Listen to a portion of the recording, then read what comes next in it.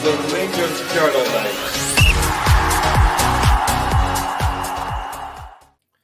Welcome everyone to the Rangers Journal Transfer Window Marathon Watchalong as we see out the transfer window as it happens and see if we do manage to pull any other signings in before it slams shut. Joined by the boss man, Scotty. How you doing, mate? Not bad at all. Absolutely nobody is going to put me down tonight, Billy. I still believe Rangers are going to do some business. I've not heard a thing apart from what I'm reading on Twitter, which says they're finished. But I'm probably living a wee bit of denial. But I'm going to go ahead with this positive attitude anyway, Billy. For a change. This was your idea, mate. So I've no sympathy for you for sitting on it for the whole length of time. Jock, just because you're underneath, mate. Thanks for joining us, Jock. How are you doing? I'm not too bad. Thanks for having me. Like I say, I'm going to hold out the same way Scott is and hope that we've got plenty to chat about as the hours disappear. And Ricky, I don't think I've been on me for a couple of weeks, but good to see you again, mate. How are you keeping? I'm fine, thanks, Billy. Yeah, you're looking forward to the next sort of a couple of hours. I'm not convinced there's anybody going to be coming in. We're going to talk about one who is going to be coming in. Do we get him tonight or do we get him, at the end of the season? And I say we'll talk about Lyle Cameron as we go on. But there is a possibility for me that we might lose one or two tonight still. But I don't see anybody coming in. That's my opinion. Scotty, that's a good point, actually, because we're thinking about the transfers coming in. There is still a chance that we can shift one or two of the players that we've been trying to shift, which has been just as important as trying to build the team, is to get rid of the ones that aren't contributing. Aye, exactly. For me, the whole point of January was to get rid of the players like Kieran Dowell, Robbie Matondo. Tom Lawrence was another one that was on my list I wanted to leave, but simply because of his contractual situation. We're going to get into a wee bit about him later on, but it is what it is. We're in the middle of a rebuild, and I do think the board have left Clermont a wee bit short in the wing areas. Possibly overall, I think we could have been doing with a winger in the night, but there's still time for it to happen. Things can change last minute. But I'm sitting here sounding like Harry Redknapp, but weird the things have happened. Like Peter Rodham Wingy rocking up at QPR with his training gear and that. Jock, I'll come to you. So, yeah, the news that has come out today, we got not a second signing of this transfer window, second announcement, because Lyle Cameron has signed. I've never checked the details. Was it a 4-year deal? Somebody can correct me. It might not have been released. I don't know. But, yeah, he's signed a pre-contract with us, so he is going to come to us in the summer. I'm assuming we will have some kind of liability for his development, although from what I was reading, not probably as much as the Aberdeen one that they got for Barron. So what's your thoughts on the player, first of all, and would you like to see him come tonight? Do we need him just now? I think we'll obviously, because we're short on bodies at the moment, he ideally would come in the door. I know, and just get integrated into the team straight away. For me, it's one of those ones that we should be looking at. Scottish prospects, is getting plenty of game time, seems to be doing a good job in the position he plays at Dundee.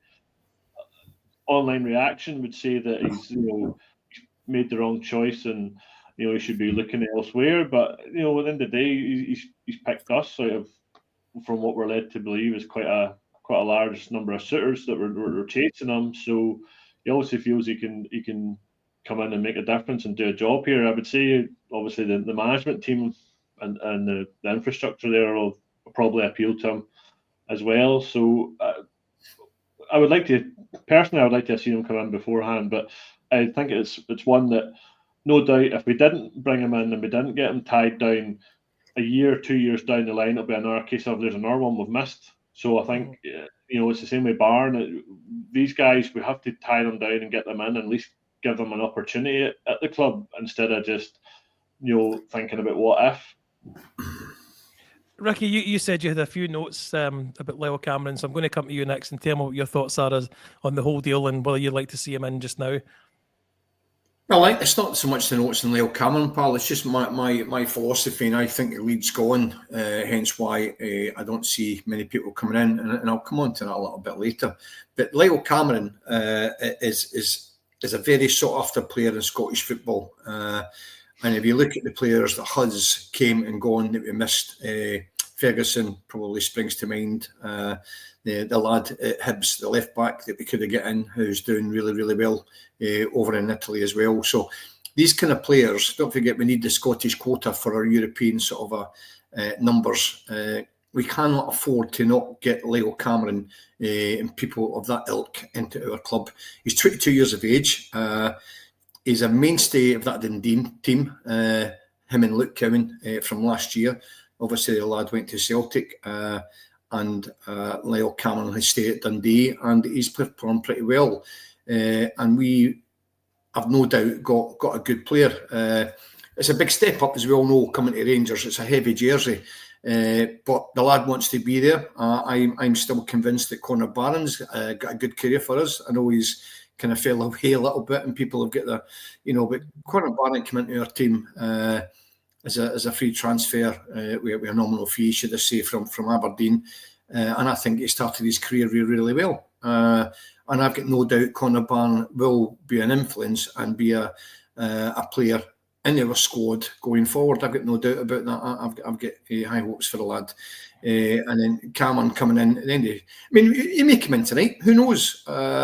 They do say because Dundee don't run an elite academy, we don't have to pay the same amount it would be for Barron, who apparently Aberdeen is an elite academy.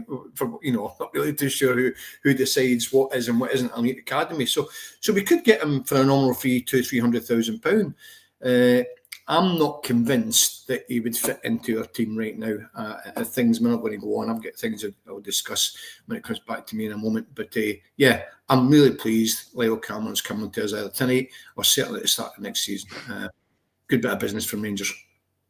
Scotty, when we were up at Dundee, there was a Dundee player with blonde hair that I said I think he actually had man of the match.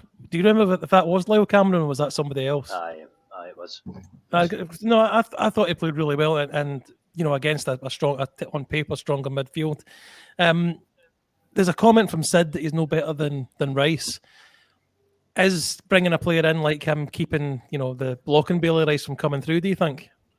No, because Bailey Rice plays in a completely different position. Yeah. Cameron's a 10 or an 8. Bailey Rice is probably an 8 or a 6. I've not seen Bailey Rice in a 10 right enough. He did a decent shot against Ross County last night, which tested the keeper. Must have stung a few palms, but no, I can't see it. I can't see it having a major effect on Bailey Rice. I think what we've done is we've moved Kieran Dowell and replaced him with Bailey Rice for the rest of the season. So all the minutes that Kieran Dowell was going to get will now go to Bailey Rice, which is succession planning, which is how it should be done, to be honest with you, Billy. But Cameron will come in, and I hope that he's the 10 that Clermont's been craving, because they've not got a 10 that seems to work. The only time it's worked is when Danilo's played there, and Danilo more or less puts himself up front when he's playing. It's not worked out with Tom Lawrence. Hadji's not really had a chance there. Bayrami's the invisible man when he gets a shot here. Diamande, I think he could play there, but I don't think it's going to be his favoured position. So I think if we were to get Cameron in this month, it would have went into the team for some matches, and I think it would have had a positive impact in Clermont's system. But I'm not going to complain, Billy. Boy's getting another 6 months first team fit for his club, you know what I mean? Jock, the thing for me about this window and not spending money, obviously we want to spend money on players, but we're limited with, I can't, was it you, Ricky, that said the league's gone? Maybe Scott, somebody said the league's gone. Thanks, Ricky. And our only real hope of making more money is in Europe, and we're limited to 3 players changing. So is there any point in bringing in, spending money on a player, unless it was somebody that's going to be a good 3-year prospect or 3-year player is going to be with us and then we'll make some money on? Is there any need to bring anybody else in? I'd say it's a catch-22. I think if you're bringing somebody in, you want somebody, like you say, you want somebody coming in on a 3.5-year deal, 4-year deal, because we want somebody who's going to play and be here next season. Czerny's not going to be here next season. We know that, and that's, so what we've done is we've used that position and we've boosted whatever team he comes with. I can't remember what team he came from. We've boosted their coffers because they're going to get decent money for him now, and it's money that we don't have to be splashing on him unless there's some sort of cut deal made. I thought the European position might favour us and give us some money to splash this window, especially now that we got the top 8. But I said that a way back. I said that around the start of December, depending on where we finished in Europe, might dictate the window. But at that point, we were still sort of in the realms of I would say a title race, but then we all know what happened there. So yeah, I'll stick to the main point. Ideally, we're bringing people in this window that we're going to bed into the squad, and it's going to be our starting players for next season, and this would be an ideal window to do that. But mirroring that, this window was about getting rid of the deadwood that wasn't contributing to the squad at all and was just eating up wages. We've managed to do that in some aspect, probably one or two more. Ideally, we could have got rid of, but I think Lawrence being one. But Lawrence is a case of he's only just back for injury, so clubs aren't probably going to take a risk on a player like that. Yeah. So us as a fan base are probably just going to have to get used to see Lawrence a wee bit more until the end of the season, I think. Ricky, yeah, you had some other points you wanted to come on to that you kind of previously mentioned.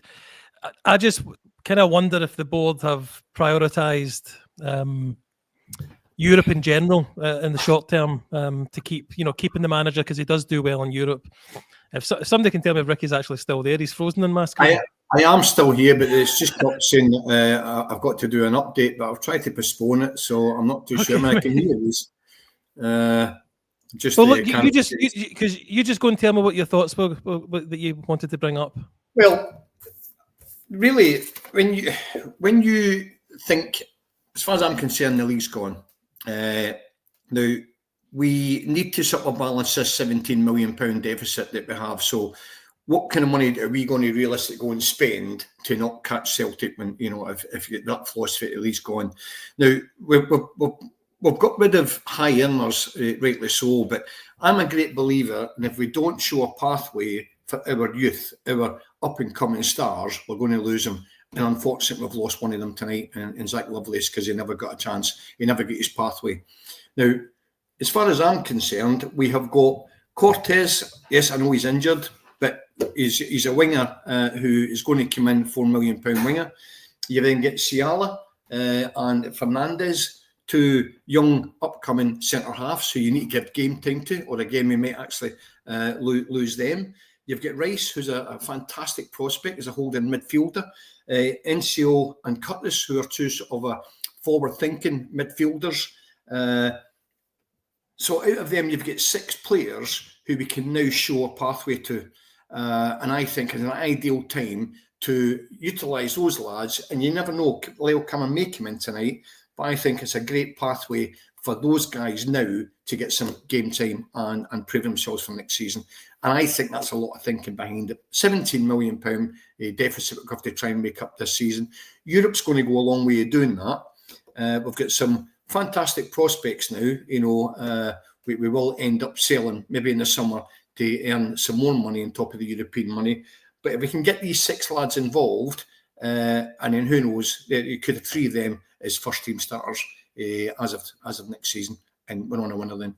Where we get people in now in the January transfer window, we're then stifling potentially their progress. So that's the way I'm looking at it, positive that way.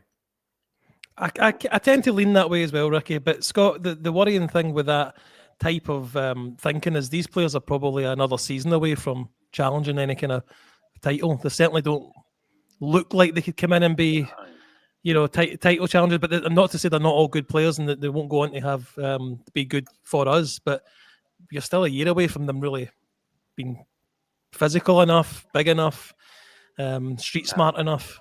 Even though you get the Ajax teams that win things with young players, but it's a different setup. 100%. I'm just hoping that this new pathway that the club are implementing is going to be good enough experience for them to get them ready for next season. But I suppose we've got 3-4 months now, May of season finishes, to find out what these boys are all about, Billy. To find out whether they're going to make a grade or whether they're going to come into a team with a slow start and pick up, or whether they're going to come in like McCausland, for example, and have a fast start and then tail off and then not pick back up again. It's so, see, unless you're coming in with a certain level of ability, you're 9 times out of 10 you're going to sink at Rangers. unless you're able to get the time on the park to learn. And I think that's what the club's trying to implement now. With the likes of NCO, Finlay Curtis, I think Rice is going to take to it quicker than the other two. But I really do hope I'm proven wrong. And you know what? The boys will get the time and the patience for the fans because they're young boys and because they're being flung into the deep end. But we've all asked for this. We've all wanted a pathway, and we've now got it. So we can't really complain for now at the end of the season. There's Kyle come in with a point. In Ciala, he's another one we signed. That's come in and he's good. grown. He's grown into Jersey each game. And the league's over. Let's just be honest about it, right? The league is done. We can beat Celtic in a one-half game. Forget the Scottish Cup final and beat them. Brilliant. Aim for the last 8 of Europa League, and then look at the managers in a club situation again and at the end of the season, and see where you want to go. Do you want to keep going on this route, or do you want to put yourself into another mess that we've just dug ourselves out of, getting rid of like Dibble and Matondo and all this? You know what I mean? I quite like the direction the club's going in, but I understand the frustrations for everybody tonight because as poor management for the board, they're not backing the manager at all, if I'm being honest. Jock, that unless the manager's fully invested in this idea, I guess any manager would want to be able to go and spend, but he's not going to get the money, certainly not at the moment, because I don't think we've got it there. I agree with you, Scott. I think there's a lot of frustration. That in the comments, Jock, there's a lot of frustration, but I can see what they're trying to do. Well, this is it. I mean, this is, as Scott says, we've been crying out for a pathway for what, a decade longer. Since we went down. Yeah, even then we brought in, a good tier of players to get us back where we needed to go. I always find January windows always a fickle window anyway, because you just don't know what's going to happen. You need it. I always equate it to buying a house.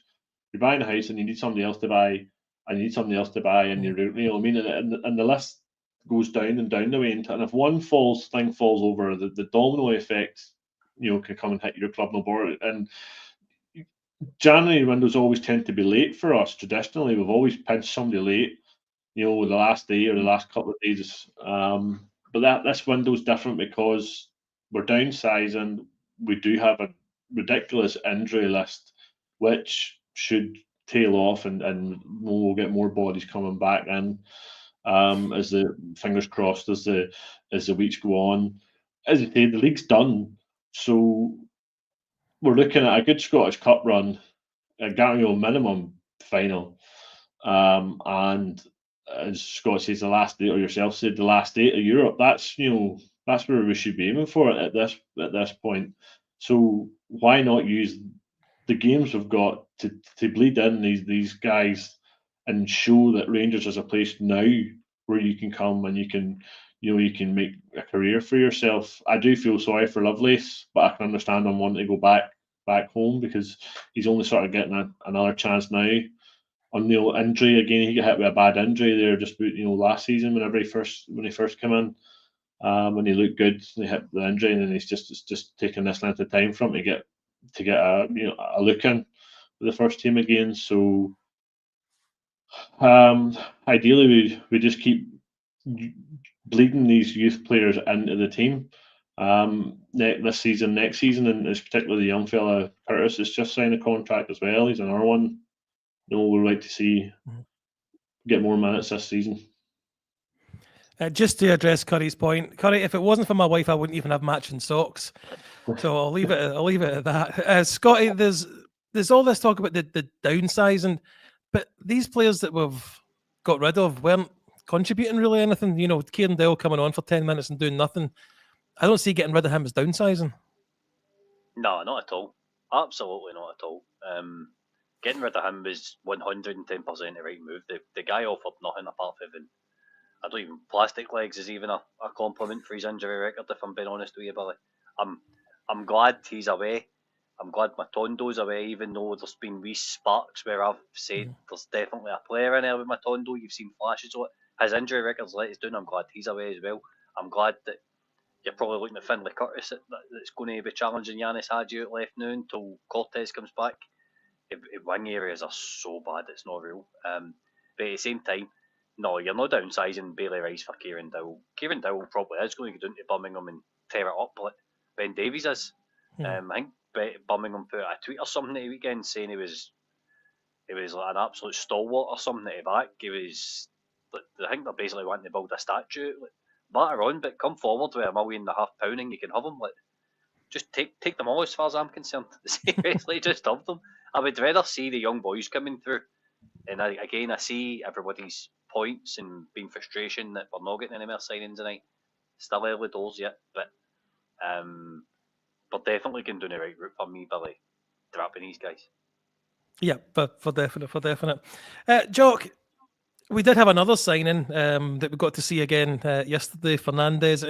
I think one for the future probably, but because doesn't quite look. But I mean, it's too early to tell. That's not fair to say that. But do you know much about him? And are you hopeful of obviously him kicking on his career with us? Well, it's the same model as in Seattle, isn't it? Now, I had tried to get info on the guy before I came on. I didn't know if it was if we had an obligation to buy this guy, or is it just a loan, or I wasn't sure. Did we buy him? I thought we did. Scotty, can you double check that? Who is it? The Fernandez. Fernandez. We've got an option to buy. Option to buy, right? Okay. Aye, this is the model that we need to be looking at for players of that caliber. In Seattle, technically, you can see he's got it. He has got an ability, and he's got a wand a left foot. And you've seen it the crosses he put in the Aberdeen game for Balogun. I was like, get that man on the corners. So he has he's shown he's got the ability, and like we see, he's grown into the shirt. And there were some of the touches he did at the weekend there. Did you see the one where the two where he just bumped over the top of one defender, and then the next one over the next one? Yeah, just comfortable and growing in confidence is what we want to see, and we're hoping for the same for this guy, because he's another big, tall, strong-looking centre back that has a pace to burn, which is something that the modern centre back needs these days. You need to have all-round ability. Plus, you need to be able to play with the ball at your feet, because that's that's transitioning into goalkeepers now. They need to be able to play with the ball at your feet. It's not just about catching and saving the ball. So, yeah, again, interesting to see him. I'd like to see him. Obviously, we want to see more of him. I'm assuming we'll see someone on Sunday in the cup game. It'll be interesting to see if he puts both of them together as a pairing against it's Queen of the South, isn't it? Queen's Park. Be interesting to see how he takes to that game if he's given the opportunity. But he looked comfortable when he came on at the weekend there. So this is the sort of signings we need to be looking at. We need to be pinching other academy players from big clubs around Europe and giving them a platform that they're not getting where they're at the moment. And Rangers is a big club, and that'll be. That'll be interesting for guys like that, though, because they've got European football. We've got a lot to offer in this league, so we do. Maybe the standard of football and the league side's maybe not the best, but the European side I think is where we're going to get a lot of interest and try and bring a lot of people in, because they want to play in those kind of games at Ibrox. How long do you think the support will put up with being good in Europe, mate, but not winning the league and not challenging Celtic? True. We've been putting up with it for the last 4 years. All right, fair enough. enough. Putting up with it if we come back for Steven Gerrard in my eyes, Billy. No, fair enough. It's just that the signings like these players, like technical, I guess you could say Diamandi fits in that, Cortez fits in that, Fernandez fits in that, Enciala fits in that. Even the young boys coming through they're technical players. It's such a weird league where you're up against players that are allowed to foul you for the first 10 minutes. They can do anything they want to you and receive no punishment for it.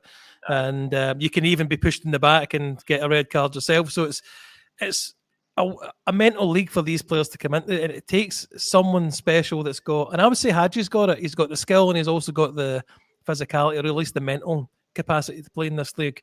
So that's the main challenge, I guess, Scotty, for these younger ones coming through. Aye, definitely, mate. Definitely, 100%. Are you looking to to mix that in though with a bit more experience. Well, you're wanting to get your proper the money you're spending, like i.e. Cortez, Bayrami, and Diamande. That's the best part. 11 million odds we've spent, 4.5 in Diamande, say 3 in Bayrami, and then whatever else it was. That's Cortez. That's enough. 4.5. That's 9 million between him and Diamande. Have we really had we're bang for our buck for them three guys? Probably not. Whereas if we had bang for our buck for Enciala, for Egaman, for the lesser players that have come in, I would say more than Jeff Day as well. Jeff Day's been an absolute steal at left back. I don't care what anybody says, he's an immediate upgrade on Borna Barisic. An immediate upgrade. Maybe not the same quality levels in terms of crossing and stuff, but in terms of attitude, getting up and down the park, I think when we've spent money, that's when it's looked shaky. The likes of Bayrami and whoever else has come in. So you need to start getting them transfers right, Billy. If we are going to come out, get this trading model up and running in the summer, if we're going to go and spend say 5-10 million, it needs to be players that can come in and hit an immediate, make an immediate impact. Is Václav Černý one from getting him from Wolfsburg? I would love to, but it's an enigma at one for me. He's 27-year-old. Yeah. Suppose you're going to get your money back on the impact he's going to have on the pitch. 5-6 million quid. Hopefully, that's what you would be looking for. But then you've got the likes of, I don't know, Billy. I'm on the fence with Černý, if I'm being honest. I can't make my mind up because Sima's been doing hell again at Brest. So would you be looking to bring him in for a cheaper fee in the summer? Is he better than Černý? Černy's more reliable. I really don't know, mate, to be brutally honest with you. I would love Sima and Černý to join us, but Ricky, I don't know if you hearing us again, mate? Yeah, I'm back live, mate. My computer decided to do 5 upgrades. And the thing is, it doesn't tell you, it just decides to do it there and then. I tried to delete it, but just, nah. Well, look, I was going to make a point that I don't know if you had a chance to listen to the ones to watch on Heart and Hand that we did the other night there, but Ross made a point about Černý, and that was you don't buy him for the player trading model, you buy him to have for the next 3.5, 4 years, and then look to keep him on a reduced contract, and he basically sees out most of his time with us. Would that be because his age is 27? That's a concern that spending 6, 7, 8 million on him would be, is we wouldn't get that back. No, I actually thought he was older than that, mate. Personally, I thought he was 29, but he just looks like me. Stand corrected. Listen, I think you know, the kind of sort of the kind of two ways of this. Yes, he's a good player. He has his moments. He's certainly one of our better players. He's a creative player, and he's done very well at our club. But I'm not convinced that I would be spending 6.5, 7 million to bring him in a permanent deal when we get nothing from him. That's what you have to pay. What the wages we're going to have to give him over the 4-year contract that the guy would probably want. So it's a huge outlay. And there's got to be better out there for that kind of money. Spend that kind of money on a 21, 22-year-old. At least that way we'll have some sort of sell-on value. That's my take on it. Černý is a good player, but he's not the end-all be-all. Not for that money. Not for me anyway. Jock, I see you nodding along. Do you agree with Ricky there? Yes and no. I think I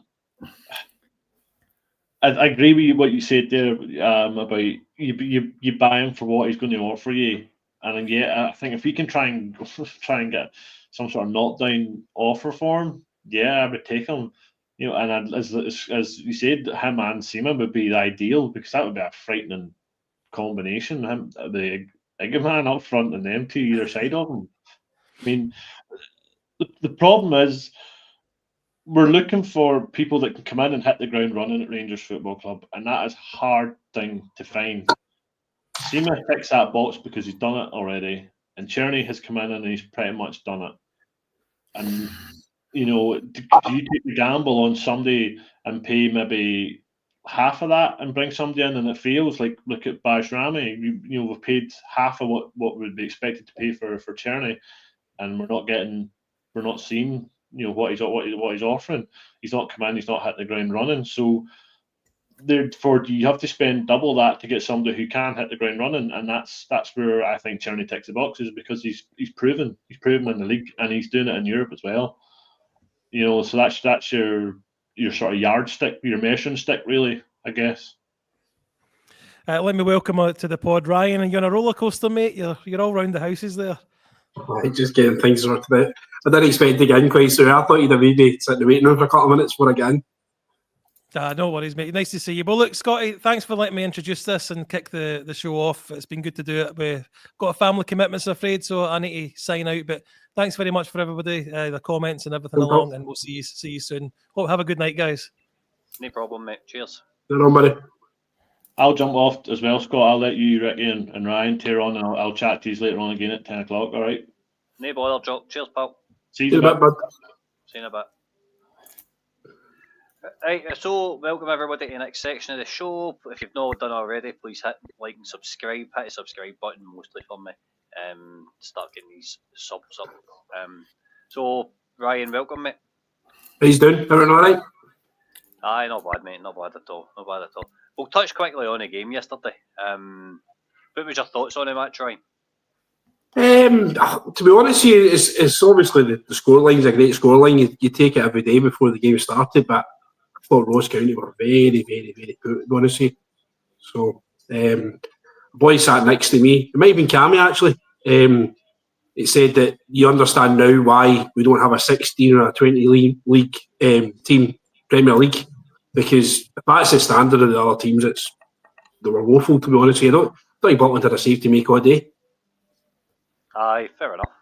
Ricky, what about you? What was your thoughts on the match yesterday?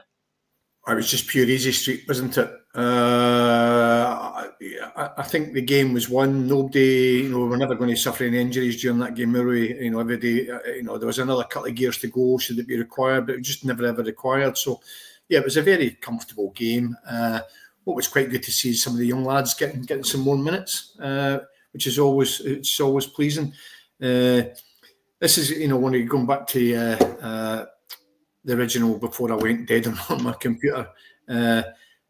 I am very, very hopeful, and maybe I'm the only one, but out of those lads that I did mention that are sitting there, those youth players, those players that are potentially going to be the mainstay of our future, at least I'd like to think 3 or 4 of them would be. This is a great opportunity with us being so quiet in this window for these guys to get minutes and game time and for them to prove that they are one of our 18, 21 of our squad for next season. It's a great opportunity. I'm so sorry to see Zach Lovelace has left because I thought that boy would have been a really, really good player for us. I've still got high hopes for Cortez. I know we keep on, writing the boy off. He's young and he's just so injury prone, but there's a reason why Rangers were after him, to secure him for the money they were, somebody has saw something in him.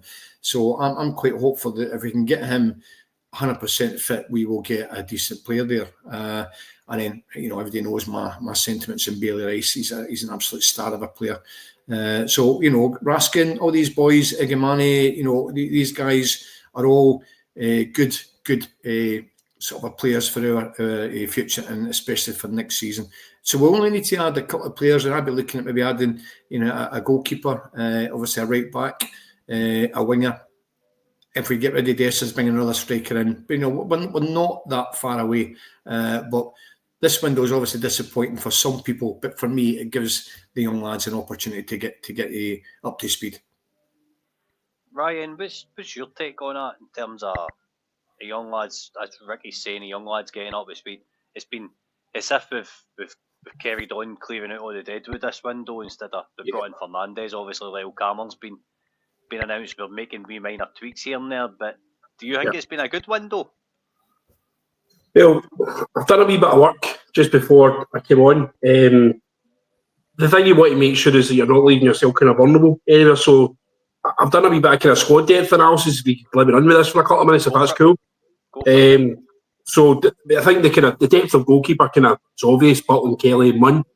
Obviously, we've seen young Mason make his debut against Fraserburgh and stuff like that. So, but I do agree. I think the goalkeeper department is probably something we probably should aspire to look to do better with. To be honest with you, I've not been over the moon with Jack Butland over the last kind of few months, to be honest with you. And I think we should probably look to cash in whilst we still can on there and maybe look to reinforce in the summer.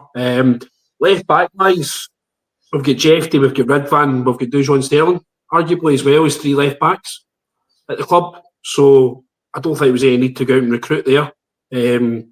Right back, you've got Tav, you've got Dujon Sterling coming back, and we've now seen the emergence of possibly Ridvan now being our kind of third choice right back, potentially, which is no great, to be honest with you, but you'd like to think you're going to have either Tav or Sterling, one of the two of them fit, and in an emergency situation, you've got Ridvan, you've got McCausland there, so, but again, you've got to be kind of mindful of Tav's age and legs, and you've got to be mindful of Sterling's inability to, run up a good kind of 10, 15 games in a row for us, so I think that's another area we should look to reinforce.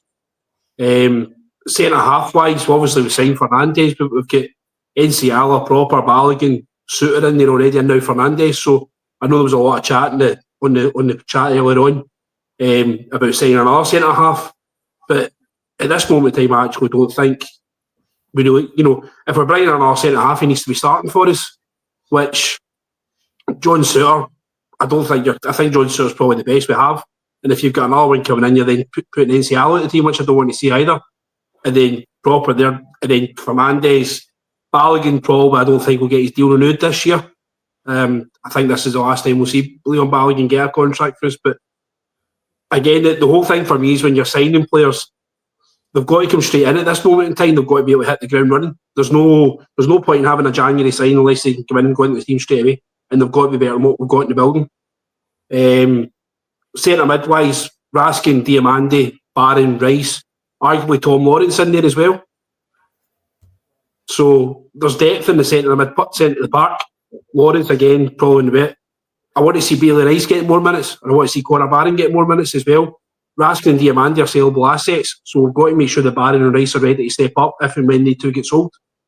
So get that. Left mid, even what Ricky was saying about Cortez, hopefully comes good. You've got Bajrami that can play out there, and you've got McCausland. That's probably, with all the positions, I think that's probably one we should have probably maybe looked if we had to strengthen. But there, right mid, Cherney, spoke about McCausland. Arguably Hadji can fill out there as well. Maybe not great, but he can do it. 10, you've got Hadji, you've got Bajrami, you've got Eagleman, you've got Danilo, can all win to number 10. And then number 9, you've got Eagleman, Dessers, Danilo. And I'm not even mentioned Wiencio, and I'm not mentioned Finlay Curtis either. And with all that, so the fact that we've not signed anybody isn't actually the end of the world. What we do need to do is we need to get these guys fit, we need to keep them fit. And there's possibility there of young players to come through. So I'm not breaking my heart we haven't signed anybody. I would take to think we would go out and sign somebody, waste a lot of money for someone who's not going to do it for us, to be honest here. I don't want to see another Aaron Ramsey that's coming in, stealing a wage and ultimately playing and picking and choosing when he wants to play and letting us down and stifling somebody like Bailey Rice or Enciala. So that's my thoughts. I'm quite happy, to be honest with you. I couldn't agree with you any more, mate, and everything you've said. We tried a pod a couple of months ago where we looked at the actual squad options and what you could do. You could even move Cherney into A10 at some point, see if you get too many right wingers, which we don't have. We've not got enough right wingers, but it's just an example. We've got players that can play in different positions. Ricky, what do you make of that? No, it's exactly my sentiments. I've already said it, half an hour ago. For me, the league's gone, so we're never spending big in this transfer window. We need to give these boys a pathway, and we've set up for that now. So I'm happy. I tend to, the one thing I would maybe disagree with Ryan is the right back area. I've been saying it in the group chat, lads. I think that's the one area that we do need to strengthen. And there was talk about Patterson coming back. For me, that would have been a fantastic loan signing because Taff hasn't got any cover. Ridvan, for me, he was a bomb scare against Manchester United. I think it was. He's not natural there. So it's unfair putting. You're throwing the boy under the bus as far as I'm concerned. That's not his position, and I just felt sorry for him. Sterling, you can't rely on him. And that's Leon King now picked up an injury as well in the last game. He was out and only lasted about 10-15 minutes. So that's an area of the park that I would have liked to have seen strengthened. But for me, Ryan's got that bang on. We have got cover right across the whole of the team going forward for the second half of the season. And even in Europe, if we can get our strongest 11 in Europe, we can still challenge the teams that we're going to potentially face. I haven't got a problem with that. So, you know, if we do get Leo Cameron by midnight tonight, he's just going to be another asset. If we don't, we don't. We just crack on with what we've got, and I'm happy enough.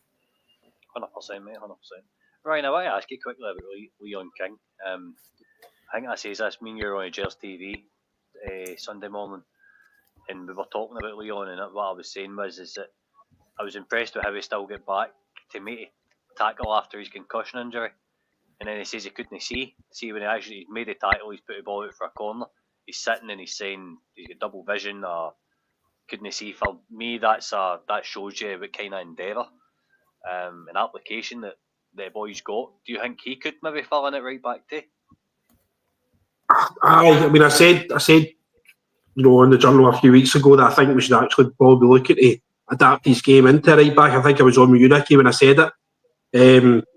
You know, and I think they kind of come. You know, the boys did say, does he have the physicality to get up and down the right hand wing and, you know, be that kind of flying kind of fullback that Tab once was? And you know, I'll be honest, no, he's not. But you know, the likes of we played against Man United at Old Trafford, I'm not looking for a flying fullback.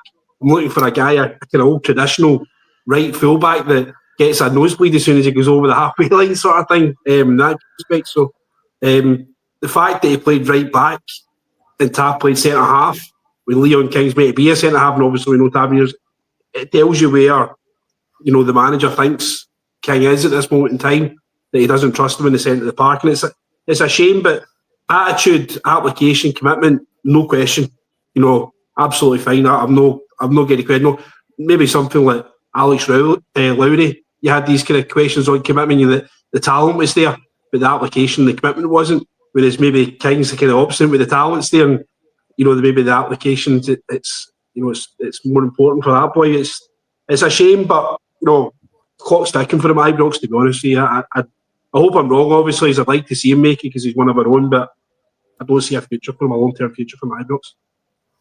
Aye, 100%. 100%. Do you think that he can do for the next 6 months? So it's clear he's not going anywhere. He can come in and do a job, can't he? Yeah. Let's get him in the short window. You know, let's play him in a few games. Let's get him in the short window. See if we get £500,000 from a team down south. I know a half decent League One team down south. He goes down there. He secures himself a kind of 4 or 5 year contract down south, which brings him an income, you know, for a good few years, and he looks after the money and he does things sensible with it. We park a wee 10% sell-on clause in there just in case somebody pops in and says, "Give £5 million from me." You never know. That it's, you know, a lot of young boys need to realise that Rangers isn't, you know, you're of the minority that come through. So many go into Murray Park and don't make it. So many come into the team and don't make it.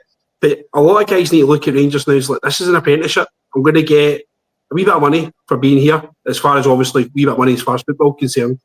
But I'm going to learn how to look after myself personally. I'm going to become a right good professional, and I'm going to take that into my next job and really look at Rangers as a stepping stone in the career, because chances are you're not going to make it. You've got to be honest when you say that. You know, there's only so many Alan McGregors, there's so many Barry Fergusons, there's only so many Alan Huttons compared to the amount of boys that actually come through the door. So it's a shame, and I really do hope we start to do better. You know, nothing made me happy than seeing us become like an Ajax of this world or something like that. You know, we are developing players and we are kind of moving them on for big money, but we've got to be honest, at this moment in time, we're nowhere near it. Aye, 100%. 100%. I think that's what you say, we're working towards that, being your Benficas, your Ajaxes, your Dortmunds, that type of model, not being exactly like them clubs, because some of the clubs are last 16, last 8. Dortmund were Champions League finalists last season, so that's probably a bit of a fish comparison for me. But just, Ricky, I'm looking back to you on a game yesterday. Obviously, John Souttar came in, get 60 minutes. Set pieces, we look a lot more dangerous. The corners, we scored for the first one. It actually looked like some kind of routine was done. Ball gets swung into Raskin, he headers it across goal, John Souttar taps it in. I think that was for a second goal. What's your thoughts on the improvements with dead ball situations? Yeah, when we're attacking, if you get anything from it, then it's a bonus. But what's really worrying is the flip side of that, Scotty, is we can't defend set pieces. We always seem to be on the wrong end of a challenge inside the box, and you know, whether we win the 50-50 or, when the ball drops, is anybody's guessing. And that's the biggest concern for me. That's the biggest worry, not so much, going through all those matches and all those months and, of not scoring from a corner. That's now sort of been, I think we've got 2 in the last sort of 4 games, haven't we? But we still look very, very sceptical to losing goals, whether it's a corner or a free kick, and that's a big, big worry. Now, the lad Fernandes that's came in Ciala, they're all big players, aren't they? Proper's a big player, but it doesn't seem to be demanding. He's not very dominating in there. Ben Davies wasn't dominating in there. What we need is, a Katic type sort of a style player. And what I'm saying there is, if we can get that for Fernandes, the boy's 6'4". If he's going to be one of these kind of players that can attack, Ciala looks as if he can put himself about. So, but we do need to start winning the ball in the middle of the park there, and maybe the size of Raskan, Bajrami, not Bajrami, Diomande. Maybe that's the reason why we're not, winning aerial duels in there, because these guys are quite small and quite lightweight. I remember Martin O'Neill coming into Celtic when we were dominating, and all he did was buy 11 players that were huge, massive, and then they went on a kind of 4-year streak of dominating Scottish football, all because they had that big physical team, and we're kind of lacking in that area as far as our squad is at the moment. So I'd like to see a little bit more physicality in there, and we're now starting to see that with these boys that's coming in like Fernandes and Ciala. They're certainly not midgets, so we just need a little bit more. Battle. I had a wee chat, one of the lads on the group chat the other day there about Bajrami. Now, there's nobody decrying that Bajrami is a decent player, but Bajrami, in many occasions, we're carrying Bajrami, because I've always led to believe, and I'm still, maybe an old fogey, I'm not really, but you've got to win your duels. It's up to you to win your 50-50. If you don't win your individual battles, somebody has to win your battle for you. You're then disjointed. And Bajrami doesn't even challenge for these 50-50s. And that's one of the reasons why I think he's struggling in Scottish football, or we're struggling when he's in the team. That part of his game is severely lacking. And I reckon that's one of the reasons why he's sitting on the bench at the moment and not getting in, because nobody's undoubting his talent, but the package isn't there for me with Bajrami, because he's probably the softest Albanian I've ever saw in my bloody life. He just does not want to challenge for a 50-50. So hence, somebody challenging for a ball was going to win it. We're under pressure straight away. So that's the kind of thing that I'd like to see work on is our strength and our ability to go and win our duels, win our 50-50s. We've got the talent to when we win those 50-50s, to then go on the offensive. But we need to, first and foremost, back to basics and win your duels. That's the way I see things. We especially certainly with Bajrami. Fair enough, mate. Fair enough. Ryan, what about you on the set pieces yesterday? Did you notice anything different? Did you notice an improvement? I seen it in the first half in terms of, obviously, with the second goal, the goal that came for the corner, and then I noticed probably in the first 15 minutes we looked to take a free kick quickly, but it got pulled back for us taking it too quickly. That's the kind of things that's going to get come on credit in the bank, isn't it? Because that's things that need fixed. I think particularly if and when hopefully we get to the kind of business end of this, Europa League, attacking set pieces will become really a lot more important, because we will be up against it for long periods of the game. We are going to be playing against really good opposition. We're not going to be. There is no such easy thing as a game in Europe anyway. But if we are kind of getting up against your Romas of this world, if you get to likes of Frankfurt and stuff, a corner kick in the last minute for the possibility of stopping the game going extra time, it's almost as good as a penalty kick. It's vital we get these things right. Because you could be under the caution, 75-25 possession against you, and you manage to sneak one away. So I think we really need to get this kind of tuned in and get this right. I think it's really important. It's weird not seeing Tavernier getting any kind of free kicks as well. I can't actually remember Tavernier making the goal here, make a save either. He's always one you think always averages about 2 or 3 goals from free kicks over the course of the season, but I actually can't remember hitting one target, to be honest with you, as well. It's strange. So, Was there anything? Hadji- Was there any- sorry, it was Hadji that scored at the weekend, wasn't it? Aye. Yeah, too. Aye, it was for a free kick, but I know it hits half a boy's napper, but it's the pace he's put on the ball. Oh, aye, totally. He you know meant what I it. He meant it. Is there anything fairy? Sorry, ring you come, Ricky. No, what I was going to say was, I think if you go back, so let's go prior to Christmas, we had it was as if we were going into training on a Monday morning and not working in any set pieces, though. I mean, let's be honest, we were absolutely dreadful. There was no running off the ball. There was nothing. You think to yourself, what are they actually doing Monday to Friday at Auchenheavy? What are they doing? But you're absolutely right, Scotty. There is some sort of, and I'd like to think with this new lad coming in, he's got a wee bit of a pedigree coming in, I suppose as the number 2. We might see a little bit of a difference as the weeks progress. But you can tell they're working on things, but that should have been something that is standard right from the word go, not post-Christmas, you know what I mean? So it is good to see that there is going to be some sort of improvement in that front when it comes to set pieces, because you need to look at Arsenal. The way Arsenal are sort of scoring goals from set pieces it's incredible, the amount of goals they're getting. But you can tell it. You can see where they're all their starting positions are kind of all weird. You can tell it's right off the training pitch, but they're getting the rewards because they're trying it, aren't they? So, there's nothing wrong with Rangers going down that line and just trying to organise the team into forward thinking when it comes to these free kicks or corners, whatever. Just a wee bit of variation so that it's not always the ball getting lumped in and the big 6'5" centre halves who's opposing us always winning the ball in the air. Because as I've already mentioned, we are a little bit lightweight when it comes to our squad, and that's just the way it is. But we need to try and make sure we utilise our squad to our strengths and not to our opposition's strengths, if that makes sense. Aye, fair enough. You're Ryan, probably, so just to go into that, you're probably going to see a wee difference. See the amount of time the manager's going to have with the players. Because see, the last few months we've been playing 2 games a week. It's always been Sunday, Thursday, Wednesday, Saturday. We've been playing 2 games a week. So as far as the kind of actual time on the training ground is concerned, the manager's probably not had that much. He needs to allow for cool downs and stuff like that. But we're now kind of Saturday to Saturday at the moment for the next good few weeks. So I'll actually give the manager a lot more time with the players on the training ground and actually working these things. So hopefully we'll find the time to do it. Aye, definitely, mate. Definitely. Sorry, I've had a couple of messages through.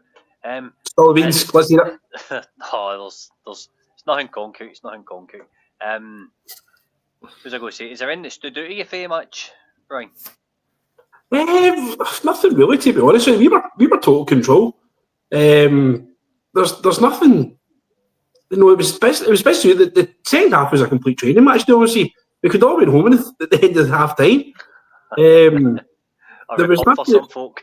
Aye. So it was very dull, to be honest. It was obviously thankful for the score and stuff like that, but there was nothing to write home about. It's no one for the history books, put it that way. Aye, fair enough. Ricky, any standout performers for you? I thought John Souttar getting an hour was another positive in the bank. It was good to see 2 good finishes as well for the big man, wasn't it? Albeit his second one was offside because Dessers was in the wrong position of the ball, but that wasn't Dessers' fault. He just typical striker, just get caught offside. But yeah, 2 good finishes. I thought generally the team were okay, but as I said, they still had a few gears to go through, didn't they? It was Ryan touched on it earlier on.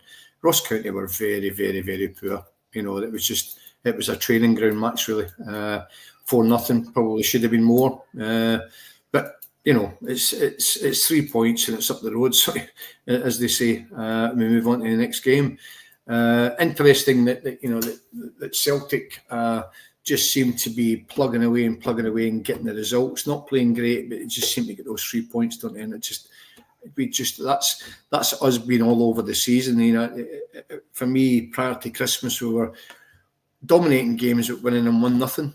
And running that risk of always, losing a goal and losing the goal. And we've found ourselves in a position now where, I don't think Celtic are that much better than us, personally. I generally don't. I think we proved it in our last game. In the cup final, albeit we lost it in penalties, I thought we were the better team then. We absolutely battered them at Ibrox, genuinely. So Celtic, financially, are a different level from us at the moment. and we need to work on that. But on the park, man for man, they're not 100 miles from us, so no way. We don't have to get too despondent that Celtic got all this money to spend. Financial fair play means they can't spend it anyway, you know what I mean? So yeah, we just need to keep plugging away and get these youngsters into that team and get them integrated for next season. Aye, definitely. Ryan, is there any one of the youngsters that have really stood out to you apart from Bailey Rice? Gavani, obviously, incredible, to be honest. Just when because there was this young boy from Morocco that was signed in. It was kind of, almost like we didn't actually believe we signed him at one point, was he? Where is he? He's going up to speed, but fantastic to us. He's going to make us an absolute fortune. NCL as well, I think he's got a right good pedigree of coming on. I just think he's just got to kind of work a wee bit more on the physical side of things. But once he kind of fills out and gets his kind of might, I think he'll be a real superstar in the making. To be honest, the NCL, I think you'll see him playing a better club than us in the future. To be honest, you'll probably use as a stepping stone to a kind of half decent Premier League team. I kind of very much see a kind of a Van Dijk pathway for NCL, if that makes sense. You know, probably go to somebody like a Southampton, a West Ham, a kind of middle of the range Premier League team, and then a big move for him. I think I really see a good player in him. Definitely, mate. Definitely. Andrew, how are you, mate? I'm not too bad, gentlemen. How are we all doing? Aye, hanging together. That's it. How are you feeling about your deadline day so far? You deflated? No, I guess some of it was a little bit expected. I didn't think we were going to have a flurry of activity, but I guess you never know. It seems like the most prominent outlets seem to have gone with "that's our business done." Obviously, still some work to do on Lovelace, allegedly. If there's funds being made available to tie him up early, you never know, that could fund something. I don't know though at the minute. There's a lot of speculation. I've been looking online today, and it's a minefield. But we're not really linked solidly to anybody else, really. There's been the odd rumor over the past week, and they've been quashed quite quickly. I like the picture of Chris Jack earlier, the Grim Reaper. He really does rain on everyone's parade, didn't he? But yeah, I was hoping it was going to be a little bit more activity. But then it is January, and I guess looking at it from the level-headed point of view, maybe if the right players aren't there, maybe we're not just going to splurge on anybody, and maybe that's part of the reason. Aye, definitely. I don't know if your mic's connected in properly, Andrew. We can hear you, but just not as clear as we normally can. That's a bit of a strange one. Seems to be okay there. Okay, I'll work on that while you guys chat. Aye, no worries. It's because he's far away, mate.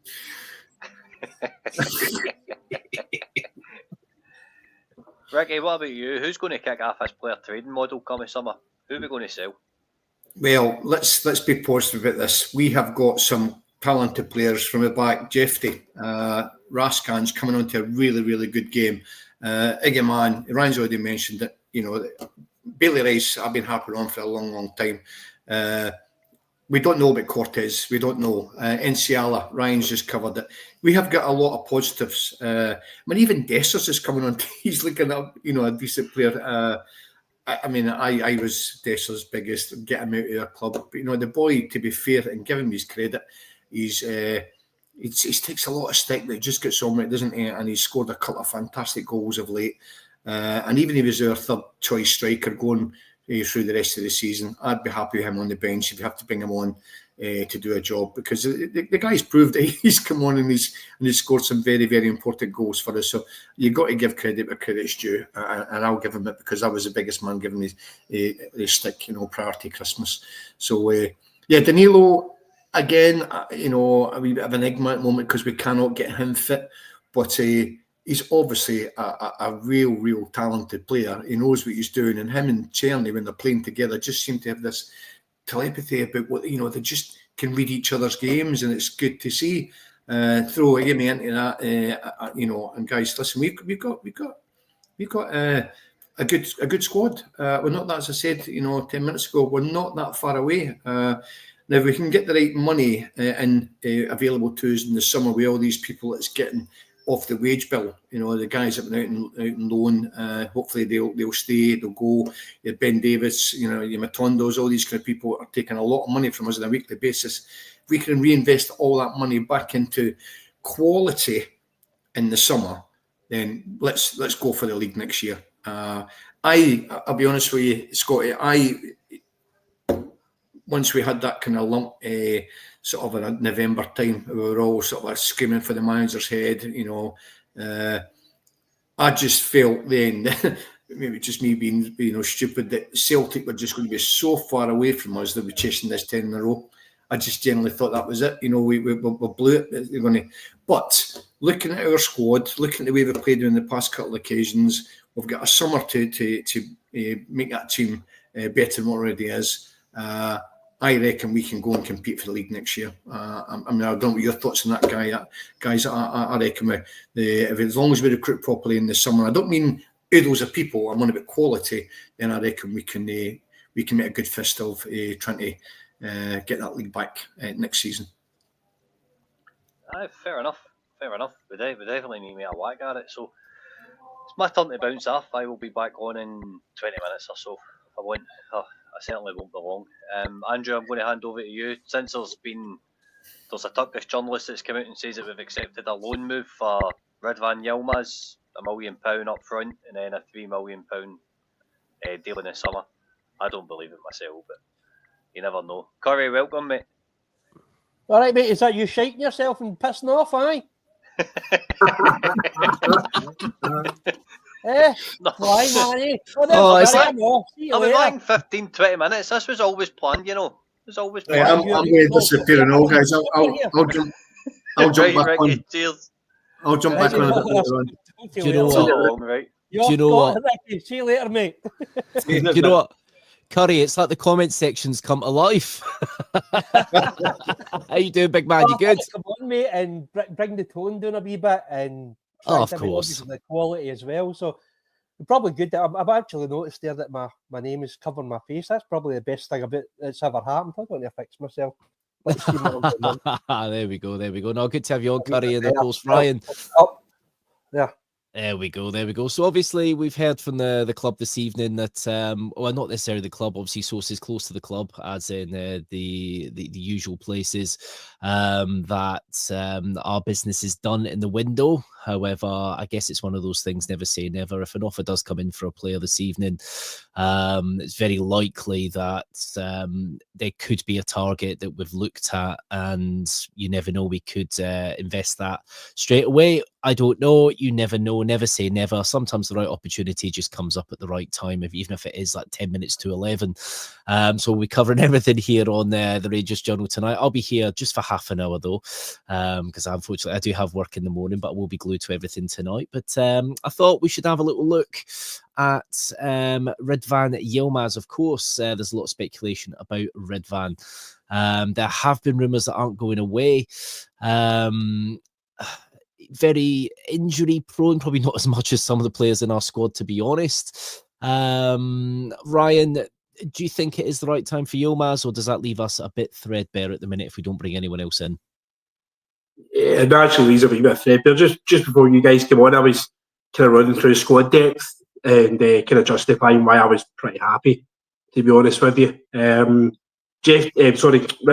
sits as my second choice left back and third choice right back at the moment, so it could potentially leave us a little bit bare, but it is only the second choice, so I think if the money comes in, the money's good enough, we've just got to take it. It's pretty obvious that he's not making the grade, physically for us, and I think if there's money there and we can take, if it's good enough, I think we just grab it and reinvest it. Yeah, that would make sense. Curry, what do you reckon? Do you think that it probably is the right time to sell Yilmaz? Obviously, not had the most consistent run at Rangers, has flashes of brilliance. But do you think it is time, if we do get a decent offer, offload him now so we don't have a situation where we don't make anything on him in the future? 100%. Ridvan's a brilliant wee player. The game that he had against that mob on the right-hand side, it was absolutely outstanding. Had Maeda in his pocket the whole game. he had a couple of good games before that, playing probably in the left wing, but he's just injured too much. We can't afford to have players like that, and he's not the only one. It was the same with Matondo as well. He had to go. And it's the same right now, Andrew. We've got that many players that we're paying for that are not being any use to us at all, or hardly any use. Danilo, constantly injured. Cortez looks a fantastic prospect, always injured since he came here. That's nearly over a year now he's been here. And he's been injured probably 90% in that time. We can't do that. It doesn't matter if they've got potential. We can't keep on having players in that we're spending a hell of a lot of money on and get no use out of them. We need to get that part of the club sorted out ASAP. Unfortunately, it's the same with Big Leon as well. Absolutely love the guy to bits, but he's just not fit enough. And it's the same with Sterling as well.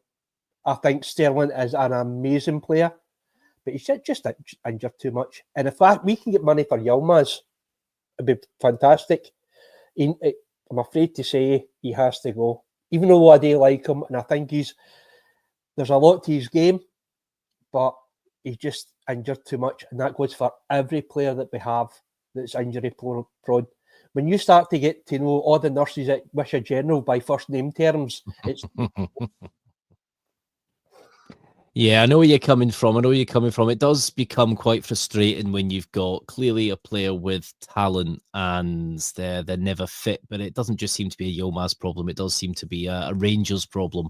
And I think if we did sell everybody that was injury prone at the minute, I think would be down at the bare bones.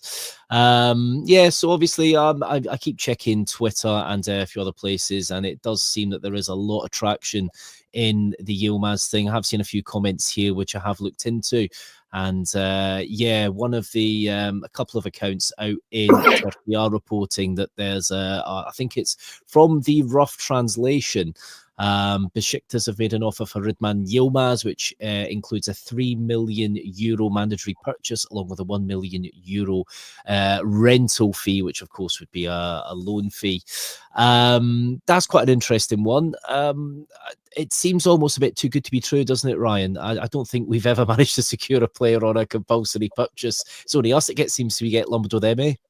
Yeah, we know the same. I think what you were saying about Cortez there. I can't believe we've got an obligation to buy that boy, to be honest with you. We've got to do everything we possibly can to get out of that.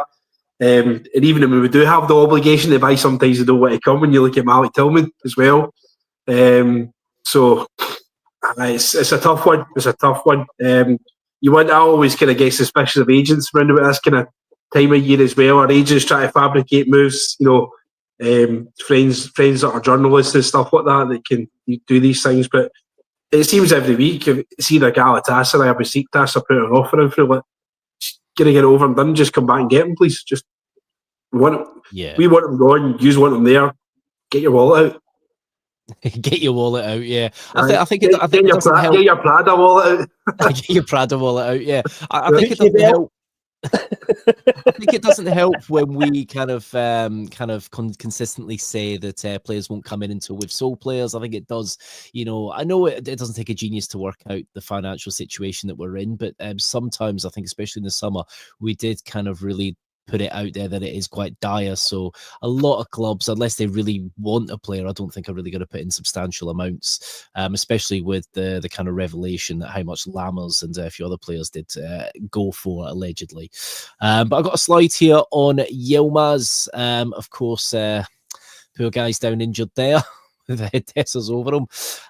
But 23 years old, obviously left back, can play left midfield as well, has played quite well with Jefte behind him or in front of him, to be fair. Season 22-23, 15 appearances, no goals, 1 assist, 916 minutes. 23-24, 33 appearances, his most consistent season. 2 goals, 1 assist, 2,127 minutes. And of course, so far this season, 20 appearances already. He's already blown 22-23 out the water. No goals, 1 assist, 1,256 minutes. Curry, looking at those stats, Do you think he could be over his injury woes now, or is that if what's buts and maybes? Because yeah, do you think he could be a player that could do something for us, and maybe it might be worthwhile holding on to? Is £4 million the amount you can't turn down? Aye, you can't turn down 4 million for him. If that's how much is going to be offered for him, he needs it. We need it. We really need it, especially if it's obvious this rebuild's not going to start to the summer.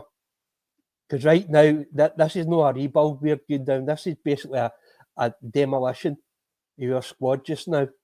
We've basically get rid of 6 players just now, as of now, and we've brought in 1 loan and 1 pre-contract. That's our total during this window. So it's not a rebuild. It's certainly not a rebuild. And it's not it's a downsizing in the most drastic form.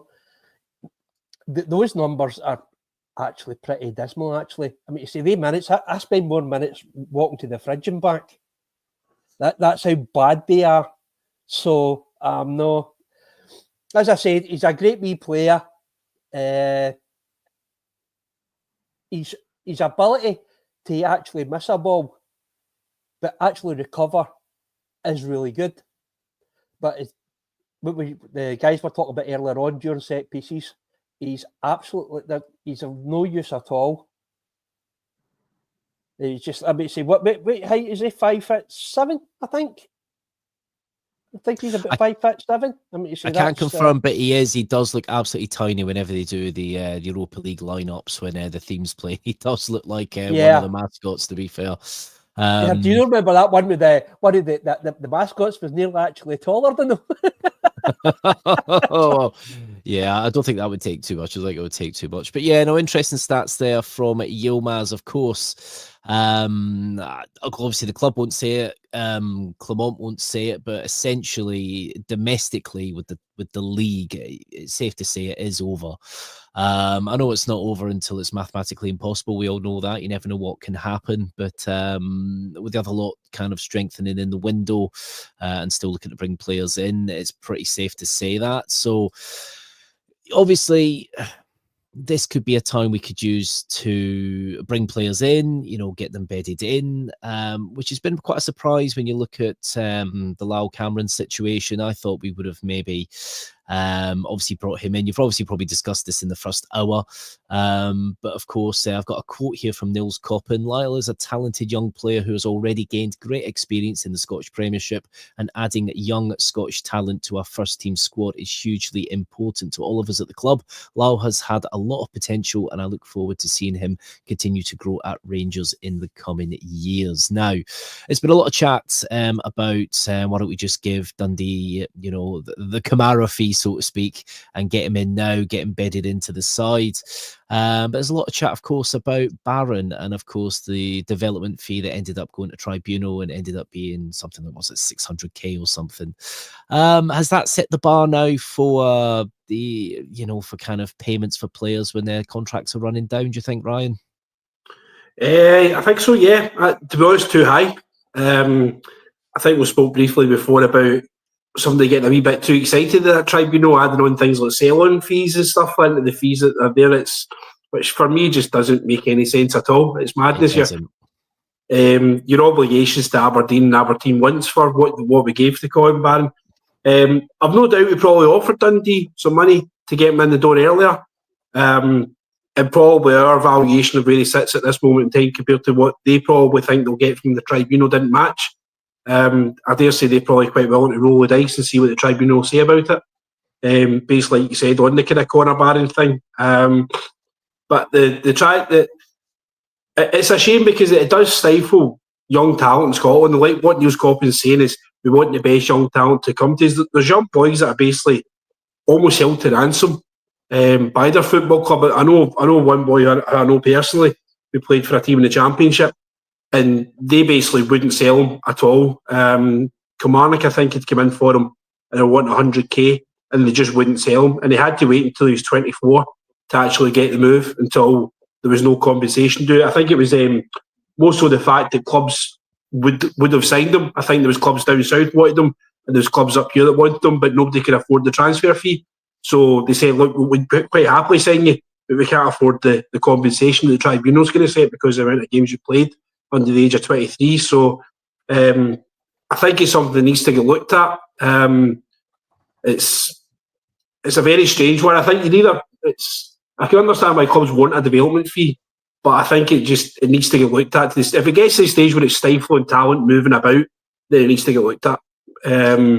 I do agree. It is a bit of a, like you were saying there, the add-ons and stuff. It doesn't quite make sense because at the end of the day, it's an out-of-contract player.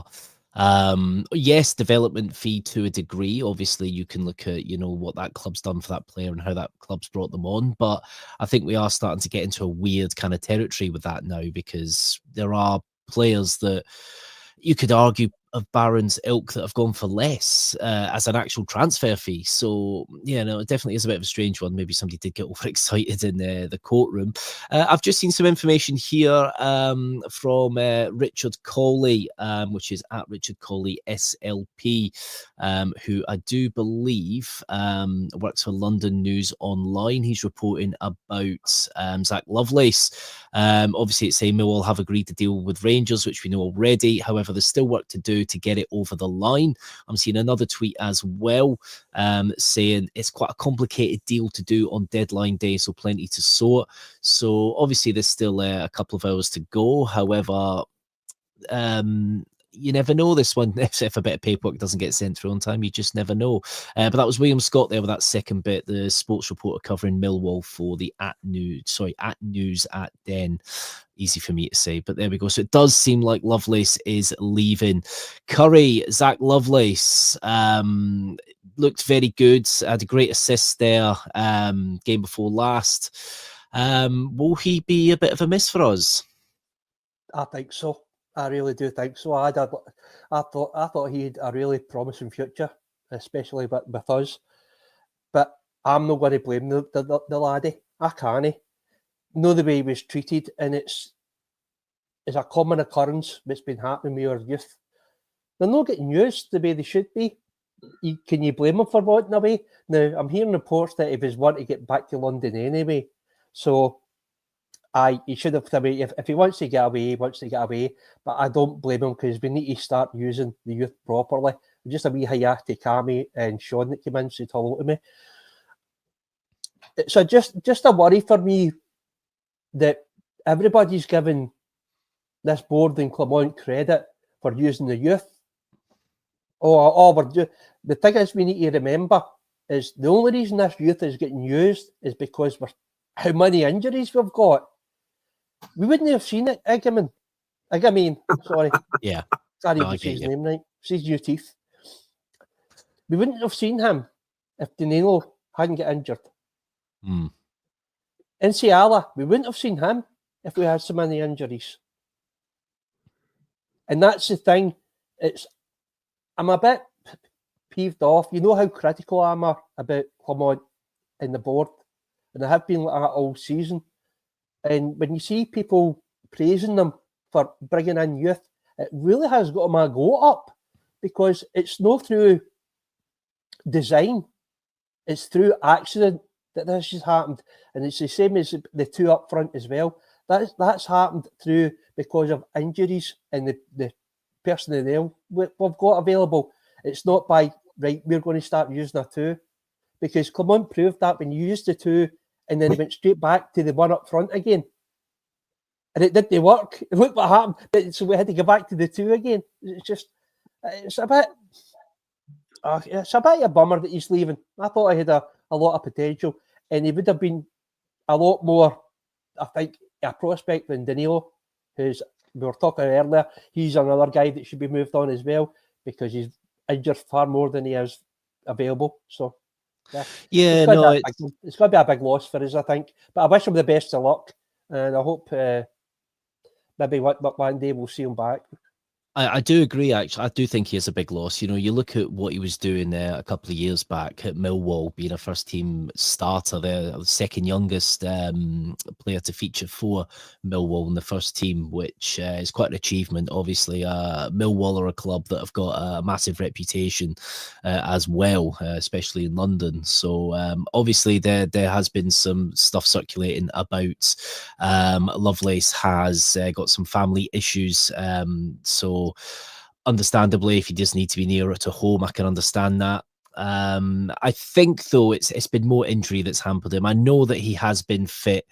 However, injury has hampered him quite substantially. Obviously, I remember that game against St Mirren. He was on a fantastic game at a time we really needed somebody, especially out on that right wing. And of course, he crosses the ball in, and that's him down on the floor. And then he's having surgery as usual. But that's just the curse of Rangers, really, isn't it? But yeah, no, I think it will be sad for Lovelace. Again, it leaves us a bit thin and a bit light.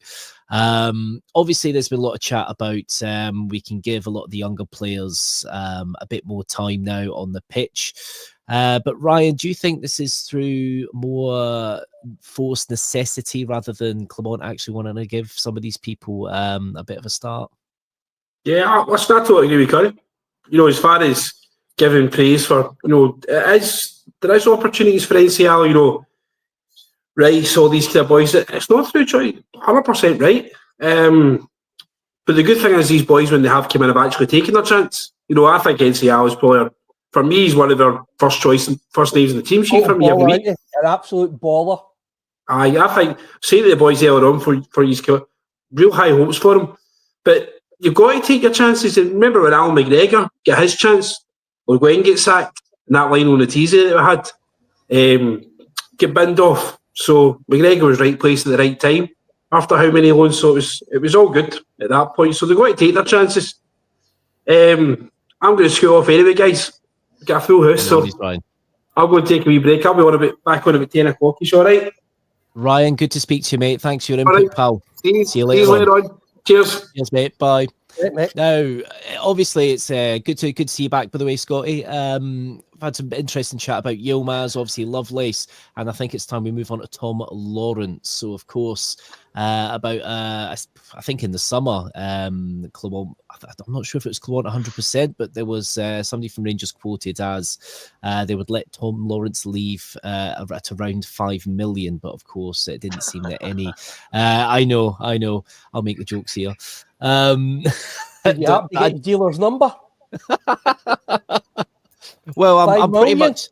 I do look like Gordon Ramsay probably on that's just come out of a meth clinic. So there we go. I could be hired for parties and all sorts. So Tom Lawrence. So we got a slide here on Tom Lawrence's career so far. 22-23 season, 9 appearances, 3 goals, 2 assists, 612 minutes. 23-24, 32 appearances, 3 goals, 3 assists, 1,562 minutes that season. And of course, 24-25. Amazingly, he's had 16 appearances. It really does not feel like 16 appearances. 5 goals does not feel like that as well. 2 assists, 1,061 minutes already this season. So I'll come to you, Scotty. Tom Lawrence. What has happened to the man? He was captain at Derby, fantastic player, liked to put shot from distance, could be the creative link that we were missing. Then he comes to Rangers and has a great relationship with the medical team. Aye, definitely. See the first kind of start about the 22-23 season where it's 9 appearances, 3 goals and 2 assists. If we had that Tom Lawrence for his full kind of 3 years that he's had, then we would probably be wanting his deal extended. But we've not. He picked up a bad injury and then it's just been injury after injury after injury. You can't say he's not had a chance. He's had a long run the team under Clement. Clement's trusted him. I think he's underwhelming is probably what I'm looking for, to be honest with you, mate. He's one of the ones I would have liked to have shifted out and maybe brought Cameron in as window. I think it would have made sense to swap a 10 for a 10 considering you've still got Hadji and the invisible Albanian there as well, and by Rami. We've got plenty of options in the number 10 position. Danilo's filled in there. Far too many, actually, to be honest. But he's still here. I just don't want to see him and Desser's partnership again. Like, seeing I seen it again on Sunday, I was like, what the fuck is happening here? I can't believe it. I know it's Ross County, but come on. I know it. There's many things that we've still got to stop doing in this team, and there definitely is some. Obviously, my recollection of Tom Lawrence was he was barely injured for Derby, but looking at the season 2020-21, I think he missed half the season. He was not in the squad for a lot of games. He missed from around December to around March, I think it was. So a quite substantial time out there as well. Obviously, we were not very good at signing players that had clean track records when it came to certain injuries. But yeah, no, it's sad with Tom Lawrence. There is a player in there. He had that goal against PSV. But I think, sadly, even at the minute, it's a surprise that there's not really been a bid for him. But at the same time, I don't think we've really been putting out the feelers for him, Ricky. Do you think that Lawrence is here to stay as cover now, do you think, Ricky? Lawrence is here to stay until the summer, mate, yeah, purely because of his wages. I don't think there's anybody who's going to come in with a concrete offer and match those kind of wages. We'd have to probably pay 50% of the wages or whatever it may be. You say cover, that's a kind of strange one, because I think we've got enough cover in that area anyway, if we're all fit. But make no mistake about it, Tom Lawrence, when he's on his game and when he's fit, Tom Lawrence is as good as what we have at the club. He's a great player, he's got a good brain. He was a Welsh international, fell out with the, I don't know if it was gigs or whatever it may be, and then fell out of the kind of Welsh national setup overnight, I think, for what my memory serves me right, and considering he was a Welsh regular international playing against Gareth Bale and all those when Wales are going really, really strong. So he certainly had the pedigree, and injuries have just killed him. It's as simple as that. We've got him probably at the wrong age now as well, so his legs will be sort of starting to go.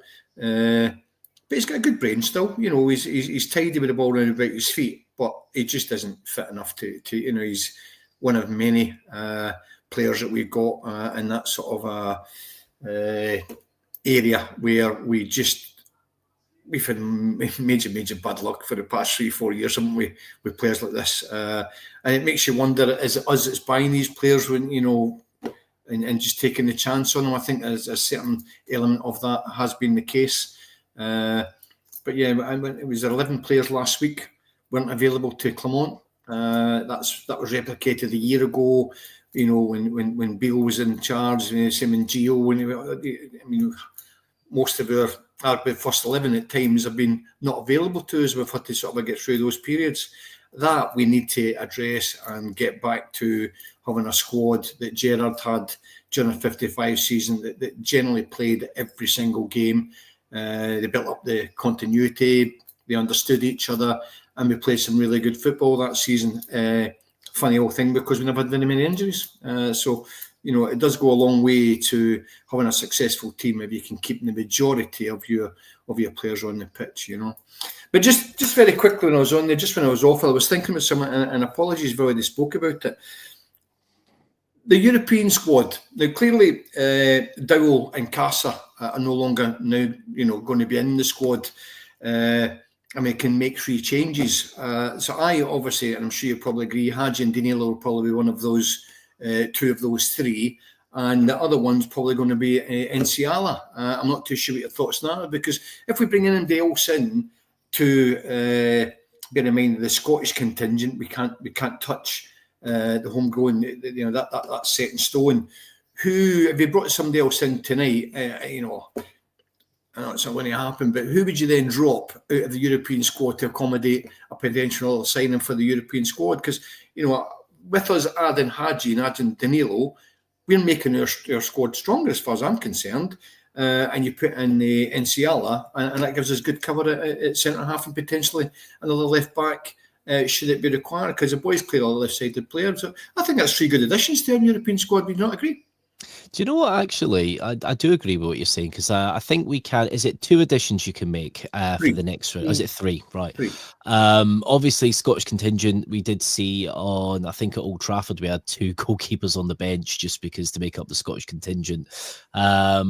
This is where a Lyle Cameron could be handy right now in some respects, but yeah, I think obviously with the changes, especially with Hadji, with the way that he's kind of come back from the dead, so to speak. He definitely would be a fantastic addition. You know, we can relive Braga all over again.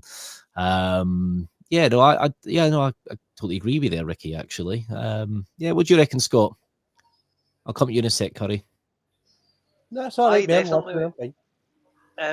I definitely. I think if that probably ticks all the boxes, to be honest. We know what way this season's going. We're not going to make a dramatic run to Europa League final again, even though the pathway does look good to semis. Believe, Scotty, believe. With the teams that's in there, I'm still believing we're going to make a signing. So I'm on here being a proper happy clapper, right? Curry will be happy here. But you don't know. You don't know. I think Danilo, Hadji, and Ciala are the most sensible ones to put in. Let Ciala continue his development, learn about a European game as well. But don't forget, you've signed Fernandes there as well. So when's he going to play? When's he going to come in? Big lump of a boy. So he is. We need a physical centre back, and we've got one in him. So it'll be interesting to see what defender gets put in. But you can tell it's just going to be Hadji and Danilo, can't you? That's the most kind of logical to go in. And I would drop Tom Lawrence out just for my wee end bit on Tom Lawrence. I would just take him out. Well, actually, I was just going to wrap up about Tom Lawrence with Curry because obviously Clement had some quite strong words on players like Lawrence at the start of last season, like his contract situation, and we were never kind of going to be in that position again with players with big wages and contracts. So obviously he's still here, Curry. Is this just a matter of he's on a big wage, he's not leaving, or just do you think has there just not been any offers for him? Do you think that, or do you think that there? I know obviously there's a lot of cover in that area, but do you think that it could be that maybe Lawrence might be utilised somewhere else? Because I know obviously the number 10 position's pretty much covered. However, Bajrami, obviously at the minute, he might need a bit of time out, I think, personally. Would he be utilised there? Is that what they're thinking at the minute? I remember when Lawrence was signed, and I was over the moon. I couldn't believe we were going to sign a player he has standard, and unfortunately, he's basically turned into another Ramsey. That's all he is. There's so much, it's not even potential. He's already got it. He's got the skill. He's got the footballing brain. He's got everything except for one thing, unfortunately, and he's lost it at Rangers, and that's the heart. I don't know if somebody said that the shirt's too heavy for him. Maybe so.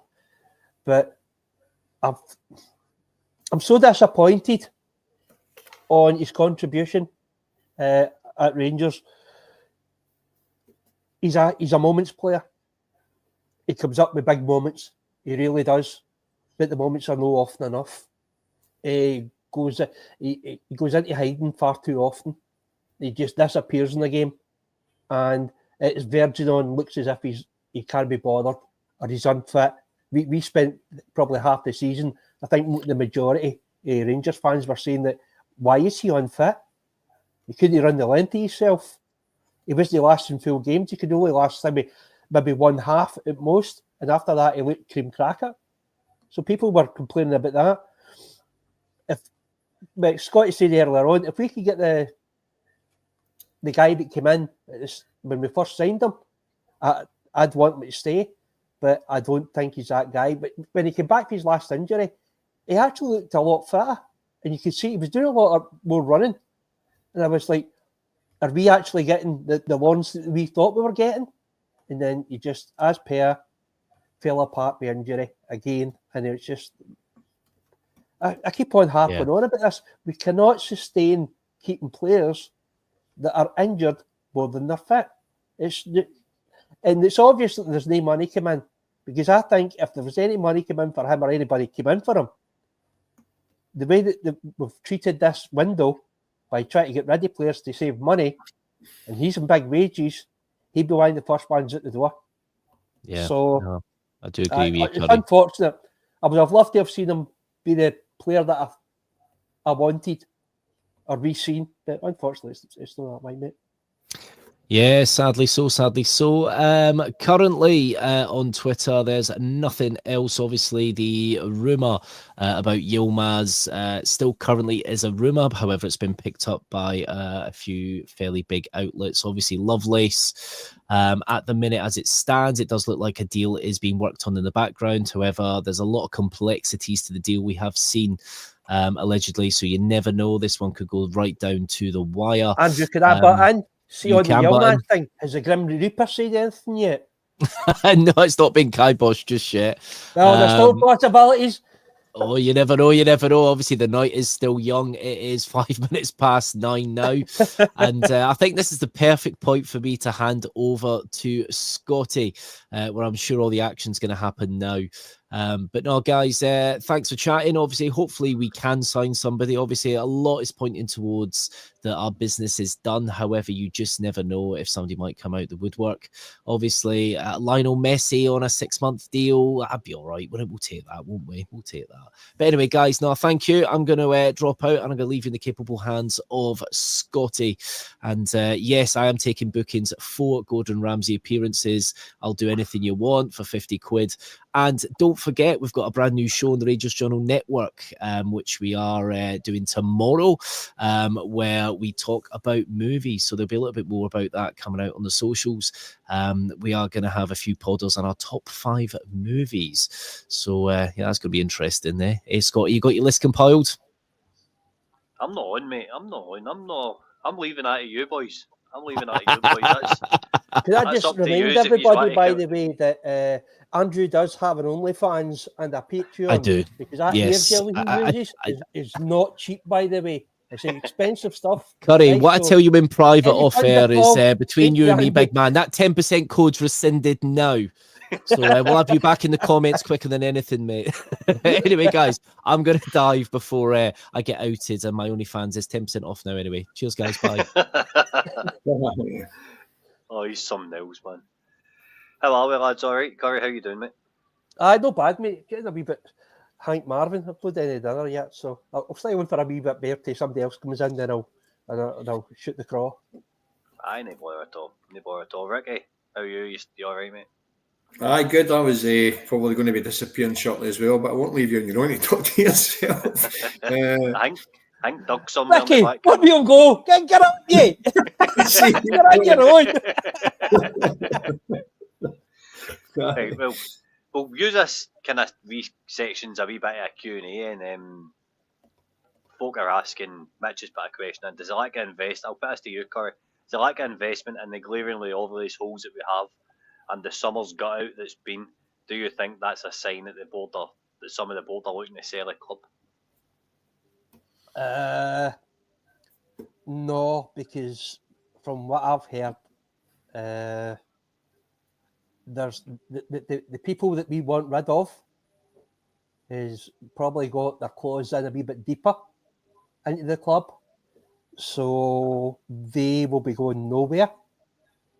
As I said, this is not a 100% thing. I won't say any names. I won't point the finger at who it is, although we'll all be able to guess. But no, mate, it's just I doubt whether we'll see another setup of the board or anybody buying into Rangers in our lifetime, unfortunately. Right, fair enough, because I think the shares are all scattered about everywhere, aren't they? Yeah, well, the Parks are the biggest shareholder, followed by King's Lot, then it's Bennett, and then the rest is all here, there, and everywhere. I think there's about 5 or 6 other like biggish ones, but that have got a major say. But the rest are just like you've got your shares, but you don't get any input. Now, obviously, I'm no privy to everything, all the figures and who's get what and everything like that. I only get it for it's like hearsay. So basically, what everybody else hears, you don't know if it's true or just bullshit. You don't know. Aye. But what I'm hearing is that I can't see anybody putting money in. Let me say, I think it was last season, I'd actually heard something that an investor was coming into America. Then that Fox thing came through. Then it get rubbished. And then it became out that they did make a bid, but they weren't interested. I also heard that there was another one. There was something to do with King, and one of the guys that's for Australia that's on the board, but a very, very minor shareholder that wanted to put more into the club if the price was right and he could get enough shares to have some input. They wouldn't sell the shares, so I don't think he invested any more in it. And I think this is one of the biggest problems we have. We don't have any board members or shareholders that are willing to put money in to improve on pitch. Because all the money's been spent on corporate and all the deals that we've done. Now, I've heard that I've just found this out. I don't know whether it's true or not. That it's places like Edmonton House that was paid for through a loan, right? And it's going to be added to the equity for Rangers. The thing is, that's not going to repay itself for between 10 and 15 years before it pays for itself, if it's a success. So that's short term, we won't see any money for that. The same way the sports bar and everything else, there's the training centre as well. What's that going to get used for now? A hell of a lot of bloody money that we could be throwing at the window because the youth development is with arse or elbow. So I don't really know what's happening. I think the one thing that's sustaining this club, the new, is Rangers fans' loyalty to the club, as we always have done, and we've always tried to do. I don't know how Ricky feels about this. I think Ricky's, I don't know if he's in the same boat as me, but if I thought this board were going to do the right thing, I'd be more than happy to back them. Unfortunately, I don't trust them. I've never trusted them for the last probably 5 years. Because the one thing that will always stick with me is when Gerrard was here and we had a chance to improve this club in name and on stature, and they basically turned it down, and then we ended up with this litany of mess ups with managers and making wrong decisions and spending money that we shouldn't have spent. We had last season, I think there was a 4.7 million deficit, something about that. Maybe you guys can correct me. This season it was 17 million. That's a 13 million difference for last season. Where did that 13 million go? We never ever find out. I tried to find this out. I went through different means and checked. I can't find the figures. It's never broken down into individual things. They'll say how much they've spent, but they won't tell you what they've spent it on. And I think that's the thing that frustrates a lot of Rangers fans, because there's no clarity on what's happening. They keep on saying, oh, they're going to be transparent and they're going to be upfront and they're going to engage with us. We never do. And this is the thing when Clement and we're talking about signings. Clement's battle cry over the last few weeks or the last month has been, oh, you'll need to speak to Patrick Harvey, or you'll need to speak to the board about signings. That's all right. You want to do us a favour? You want to get us a fucking interview with them so as we can actually speak to them? Because they're not going to come out and tell us.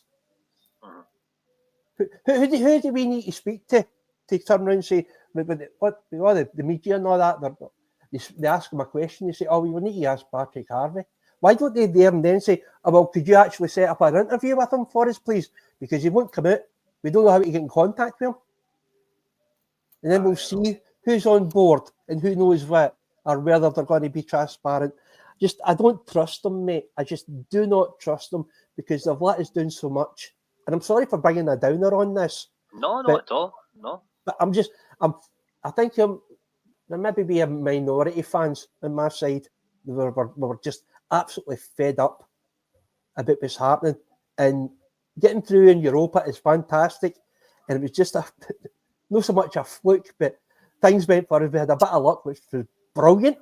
And we got into the last 16, which is fantastic.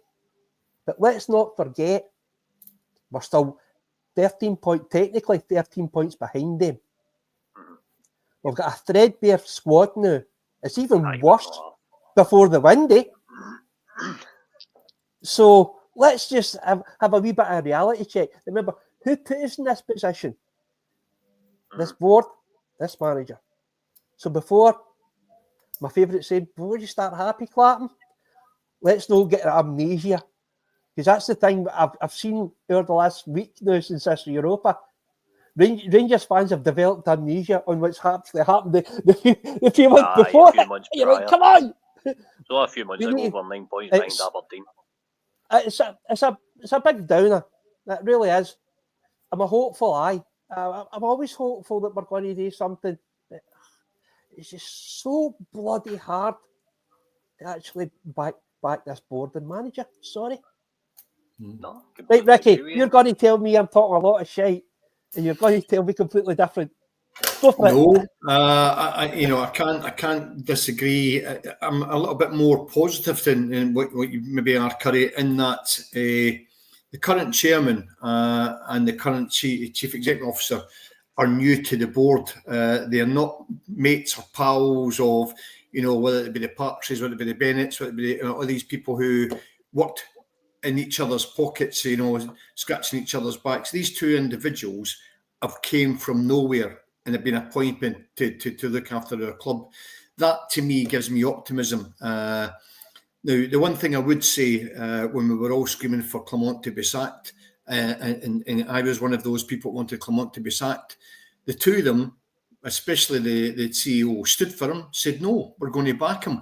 And I actually don't think that's been a bad decision now. I think he's probably, the way we've managed to sort of navigate our way through that Europa League, and bearing in mind we played 4 teams who qualified out of that, in the top 8. So we had quite a tough draw, the way it sort of transpired, and we actually came out of it really with a lot of pluses and a lot of plaudits for doing it. So that's got to be a positive. Going back to tonight's sort of last day of the sort of transfer window, I just think it gives us the opportunity to blood these youngsters in. Curry, as well as I know, the league's gone. You're absolutely right. It's 13 points. We ain't calling that back. So why go and spend all this money on potentially players who might not make it at Rangers? We need to blood these youngsters, get them in for next season, and then see where we need to sort of improve, and then buy quality rather than quantity in the summer when we've got these big hitters off our wage bill. Now, again, trying to back this board up, they inherited a 17 million deficit. It wasn't this board that caused it, mate. Not this current board. They've inherited that, and they're having to try and address it. Hence why we're not spending big. They're getting rid of the big hitters, and I think we're in the midst now of rebalancing the books. We'll see what happens. We've got to sell 1 or 2 of our big players in the summer, whether it's Egeman. I hope he's not, but if it is him, he's going to get his 20 million plus in the summer.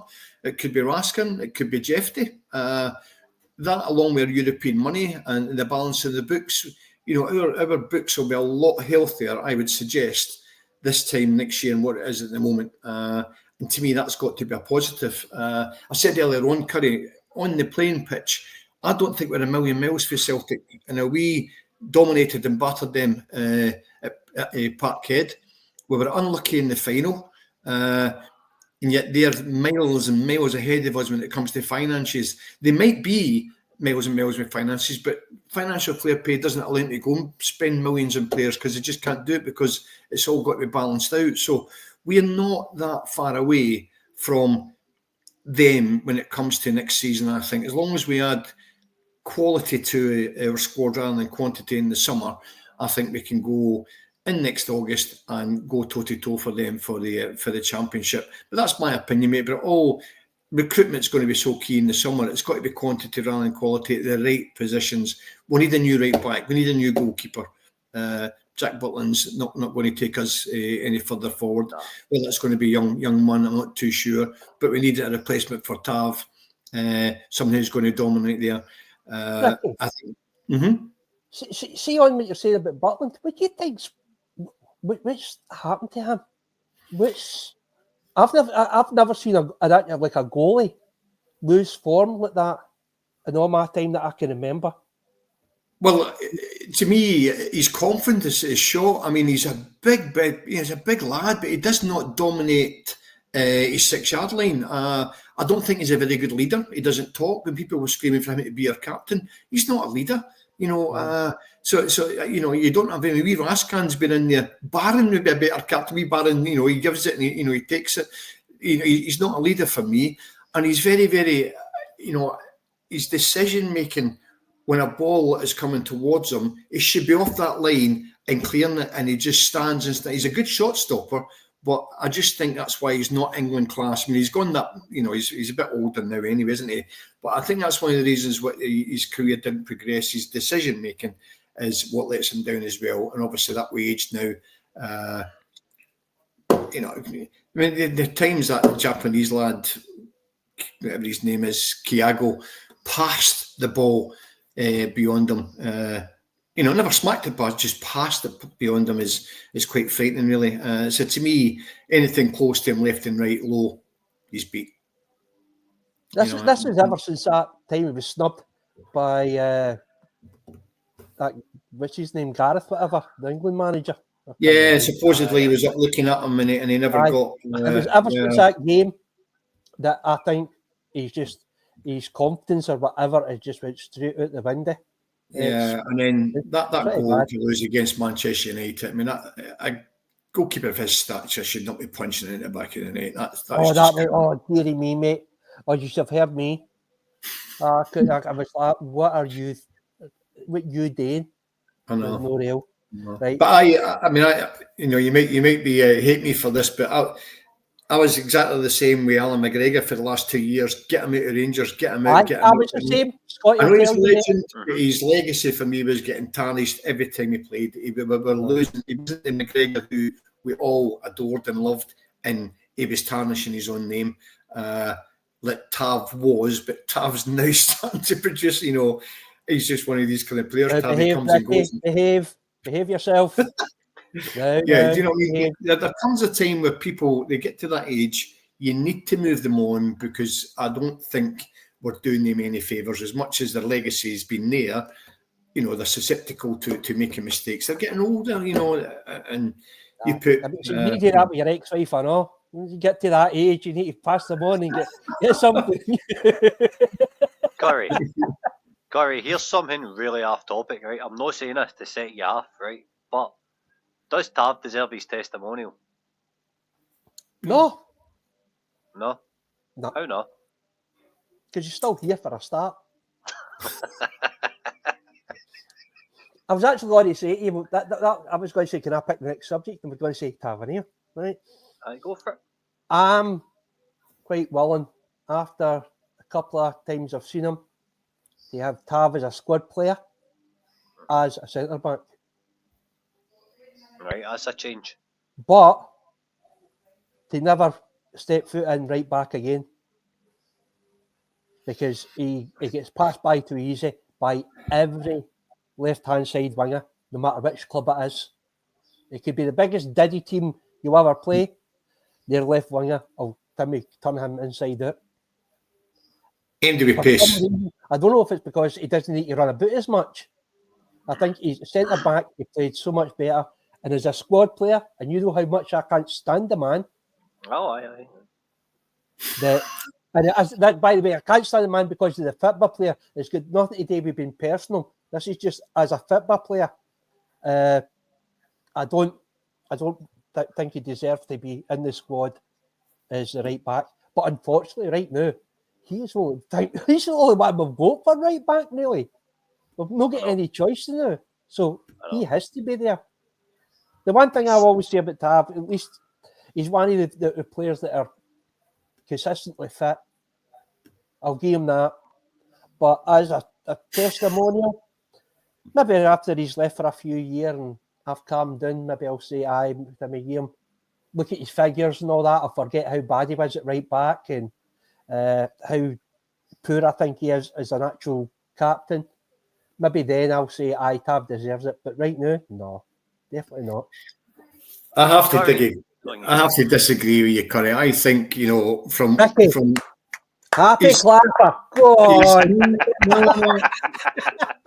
listen, I've there is broken not. it. He's broke all sorts of British records for what he's done. He contributed to us, mate. He's scored more goals than most of our centre halves centre forwards over the years. His assists has been unbelievable. He has done his bit for our club, mate. He's getting to that stage of his career, and I'm with you. Where go back to the McGregor, he needs to be moved on. We've all said that this season, but he's in his testimonial year, mate, and he deserves that. He has done a lot of good for our club, mate. Can we just have a wee note to Doug? Put Doug's question up there. His bottom statement. Right, Doug saying, "Can't believe you started a TAV chat without me, Doug. If you were in here, I'd be reaching down this camera and dragging you through it. So it's probably for the best that you're not here, my man." I know, that's how I thought. He's due on at 1:30. That's how I thought I better get out of the way now. I get out of the way ask you before Doug, because I'll end up fucking throttling them. Curry, see what I did notice? See if we had the TAV, mate. Right, see if we had the TAV of 55. Aye. Right. I would be saying anything what I'm saying just now. But right after 55, I think it was halfway through the next season, he had quite a bit of a drop-off. And as Ricky said, obviously because of age. And it's the same with McGregor when he was reaching the end of his career. And that's the thing. His career at Rangers should have ended at the start of this season. We should have tried to move him on, try and get some money for him. Unfortunately, I don't know. There was people saying that there was bids for him, and that Doug will be able to tell you everything about him because he knows where every freckle is. Don't ask me how he knows that, but I'm just saying. But I'm sorry, but if you've got a Tavernier poster in your lavvy, there's something wrong. I'm sorry, there's just something no right there. No, if that was the same guy we got, I would have no problems with Tavernier. But he was too slow. He was unfit there. It started last season as well. It took him 4 months before he actually started getting fit again. And this season, it took him the same. Obviously, it's not right now. So that's 6 months into the season before he's actually looked as if he can actually run a bit of the game now. So, Curry, see, just my 50p's worth. See what I noticed about him in a USG game when he started at centre half. See when McCausland come on at right back. It was Naffy's not to Cherny to come in and get the ball, Diamande, Dessers to drop in to get the ball off of McCausland. It seemed like maybe a captain having an influence for that position, if that makes sense. But did you notice what happened though? They were all looking at me going, now you know how it fucking feels. Jesus. So maybe he's learned something. I mean, see, that could be a good thing. Now he knows what it's like to be in a position where the guy on your right-hand side is not really that good. And you're like, holy shit, I'm having to cover his position as well. So, this season, hopefully he gets moved on this season and he gets plenty of money for him. That's all I can ask for. I don't know. It's why the players that I've never been able to take to. And I think it was, as I said, after 55, I was happy with Tavernier up to 50, after 55. After that, then he just went out he couldn't stay out my peripherals for just being how bad he plays sometimes. And I think the sad thing is, you'll miss him when he goes to. I was about to say, I'll have the content for my channel, but I don't do my channel anymore. That was basically for my main mentality, right enough. I couldn't do it. It was basically turned into a Clement Tavernier bashing session. And I was like, no, I need to change. I need to find some new content. So in the group chat, Curry, that's the one position that I would like to have strengthened in this window was the right back. That's the one position, but that's not happened. But yeah, see if Sterling could stay fit, I wouldn't have any problems. But the guy can't stay fit, and that's a bad thing. It was the same when we're talking about young man's going. Our left back, I know, is going to be a bit threadbare as well. So I'm a bit like, oh dear. Because is there any youngsters that can actually, who is actually a left back that we have? King. No, but I think Enciala would be able to play left back, much the same as Big Bassey. I wouldn't have any problems him playing there. He's an actual left-footed player. He's mobile, so I don't think he would have a problem playing in there as cover. Fernandez, likewise, he's an actual right-footed player. He can maybe go in and cover it right back, but we don't know yet because we've not really seen the lad play because of his height and his structure. You'd like to think he's going to be a centre half for us, but but. We'll need to wait to see how the season progresses with these lads that have come in. But again, it goes back to what I was saying earlier on in the pod. There's six lads here are now going to get opportunities to play quite a lot of minutes this season because we didn't bring any players in, and that to me is the positive about having a quiet window. Get the youngsters in and get them blooded. It's quite time. I was just looking at Doug there. Thanks, Doug, for reminding me. We did have somebody. We had Fraser and Devine there. They could play that position, but left back and right back. But it's like they're gone now. They're being loan. So it's like, it's a hard one. I'm not sure if Devine was right, mate. He was loaned out to Motherwell and couldn't even get a game for the Motherwell team. So I'm not.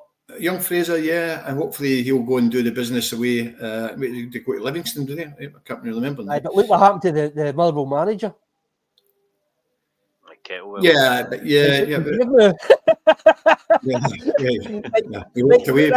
Scotty, I'm going to furry off, mate. I'm going to go and feed my fat face. I'm starving. Where's Doug? Because I'll need to go and all. Hold hands. I don't want to leave Scotty on his own. Well, there he is. There he is, the stats man himself. The stats man. He might not be able to hear you. You hear us now, Doug? Helps if I put on the right headphones. Listen, I will need to go. She's up. Right, Ricky, cheers. Ricky, it was nice meeting you for the first time, really. I think that's the first time I've seen all your comments, mate. Fuck, I don't need to see him again. Corey, if you want to come back on later, just bounce back on, mate. The boys for Not on Our Rangers podcast are coming on now as well, I think. Right, you bar, we'll let them come on. Thanks, Doug, lads. sorry I never got a chance to chat to you, big man. You look after yourself. See you later, Scotty. See you later, Ricky. See you later. See you later, Corey. Bye, guys. Right, just me and you, big man. Hey, right, you're taking the hosting seat. There you go. Okay. Go for it. Let's get back onto some transfer stuff. So many things I could have added about Tavernier, but I won't.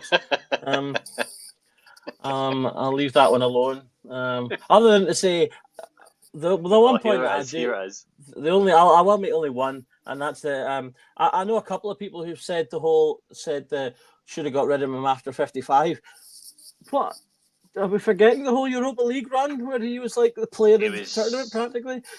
I can understand people that say we should have got him off after 2022 because that was when we started to get more fluctuating performances, despite still being a top scorer and top assister. But we did get more fluctuating performances after that. So I can understand the arguments for that. But the people that say after 55, I'm like, no, that just makes no sense. Because those 2 years were his peak. For me, maybe the time to sell him, if we're talking a transfer trading model, would have been when Nathan Patterson was here and the bids were coming in for Tav. You sell Tav off and you get a jersey to Patterson, but that didn't happen. Tav stayed here. He's more than paid back the £250,000 we paid from Christ. He's been absolutely unreal. He's been a great servant. During the Europa League run, he cemented his legacy to me. He dragged us to that final as far as I'm concerned. And it's a shame we couldn't get it over the line. I just think there's maybe a wee bit of Borna Barisic in there where he's maybe stayed a wee bit too longer. He's got going now this season, but I feel as if it's beginning to take him longer and longer to find that form now. Do you know what I mean? Like, I think it's fair to say the first maybe 3-4 months of the season, when he would be the one to trail us through, he wasn't. Do you know what I mean? You seen him dropped and injuries and different things. So that is what it is. I hope he gets his testimonial and goes at the end of the season because I think it would be quite fun. Looking back at it, I think basically what we've seen this season is he picked up an injury in pre-season, so he didn't get to do his full pre-season. He played like 2 halves of the games, and then went into the season playing every minute of every match. And so I just think what we're looking at now is a player that, and obviously eventually got taken out for a little bit. And I think at that point he then was able to get fully over his injury, get fully fit, and then he came back into the team and started to play the way that we expect him to. So I mean, I think if Clement had maybe heeded his own advice and not played him every minute of every second at the beginning, when we had both Sterling and Casemiro fit that could have been playing, then Tavernier probably would have had, I don't think, as poor of a start to the season as he did. I have just got something. I think I reached out to someone. No, wrong. He's dealt me. He's fished me. I was about to bite, but he's fished me. Dear me. False alarm, folks. False alarm. Who are you saying, Doug? Yeah, I was just saying, like I said, I think that's what we saw at the beginning of the season. It was just a player that hadn't got a full pre-season and was coming straight into the season off of injury. And once he got his rest, he's come back in and played well. I do think, we talk about obviously Tavernier leaving, and I do think that he does need to go in terms of the long-term change for the team, because I think we still see the team missing him when he's not there. In terms of their play and their build-up and the creative aspects that he brings. We're going to have to learn to live without that, and the team's going to have to learn to play without that in the long term. So it's something that, it's coming sooner or later. As I say, I expect him to leave at the end of this season, but there's obviously the potential he stays for the last one of his contract. So if he does, that one really needs to be as a bit part player. Aye, definitely. Right, what we talking about? No, it's on mute just now. Just coughing away. Just quickly, see before you start, just welcome everybody. Thank you for joining us. If you're new to the channel, please hit the subscribe button. It's completely free. It's not going to do you any harm, and it helps us grow. And hit a wee like as well. Cheers. Very good. Yeah, so as I said, I've been for those watching, I've been in the background all night, so I've been watching all the conversations so far. I was hoping to be busier, scrabbling together last minute player links and slides for players, but obviously it's been a wee bit quiet, so not as much to talk about as we might have liked, but we'll see how we're getting on. What time are we at now, anyway? 9:30, so we've still got a little bit to go. So we'll see what is to come. What's on our agenda here for 9:30? We've got a couple of boys coming on for Not on Our Rangers podcast. Not sure when they're going to turn up. It says it'll be after 9:30, so we're just waiting on them coming on. We'll pull up the Coppin signings just now. Speak about maybe who he's brought in and if they've been good or not. Yeah, I mean, I think when you look at the sort of the overall group of players that are there, I think it's been a relatively good set. I don't know if I'd say anyone's been an absolute failure, perhaps, and let alone, I mean, obviously you could say Casemiro and Cortez were injured, so they've been kind of curtailed. But I mean, Cortez is still young enough that we could still, we can still pull that back potentially. Depending on how he goes, we'll see what happens with Casemiro if he sort of improves after his injury. As far as I know, we've still got that contract in place for the option, so it'll be interesting to see if we potentially bring him back. Silva's a contentious one. Get through them kind of individually.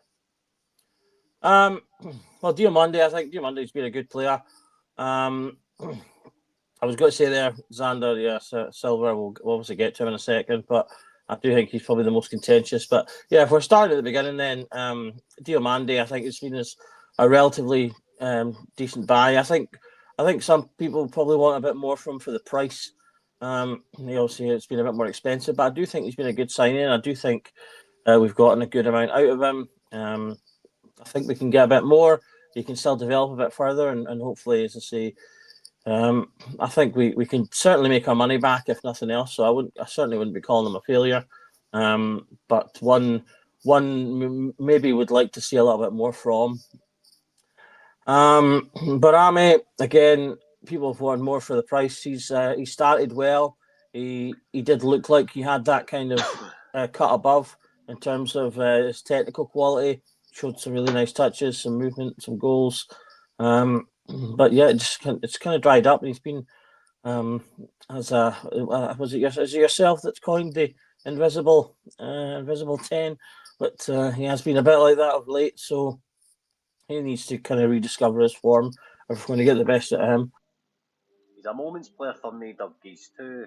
Obviously, I done an interview with Reddy a couple of weeks ago, and Reddy says that Albanians in general are consistently inconsistent, so I think he kind of fits in with Rangers.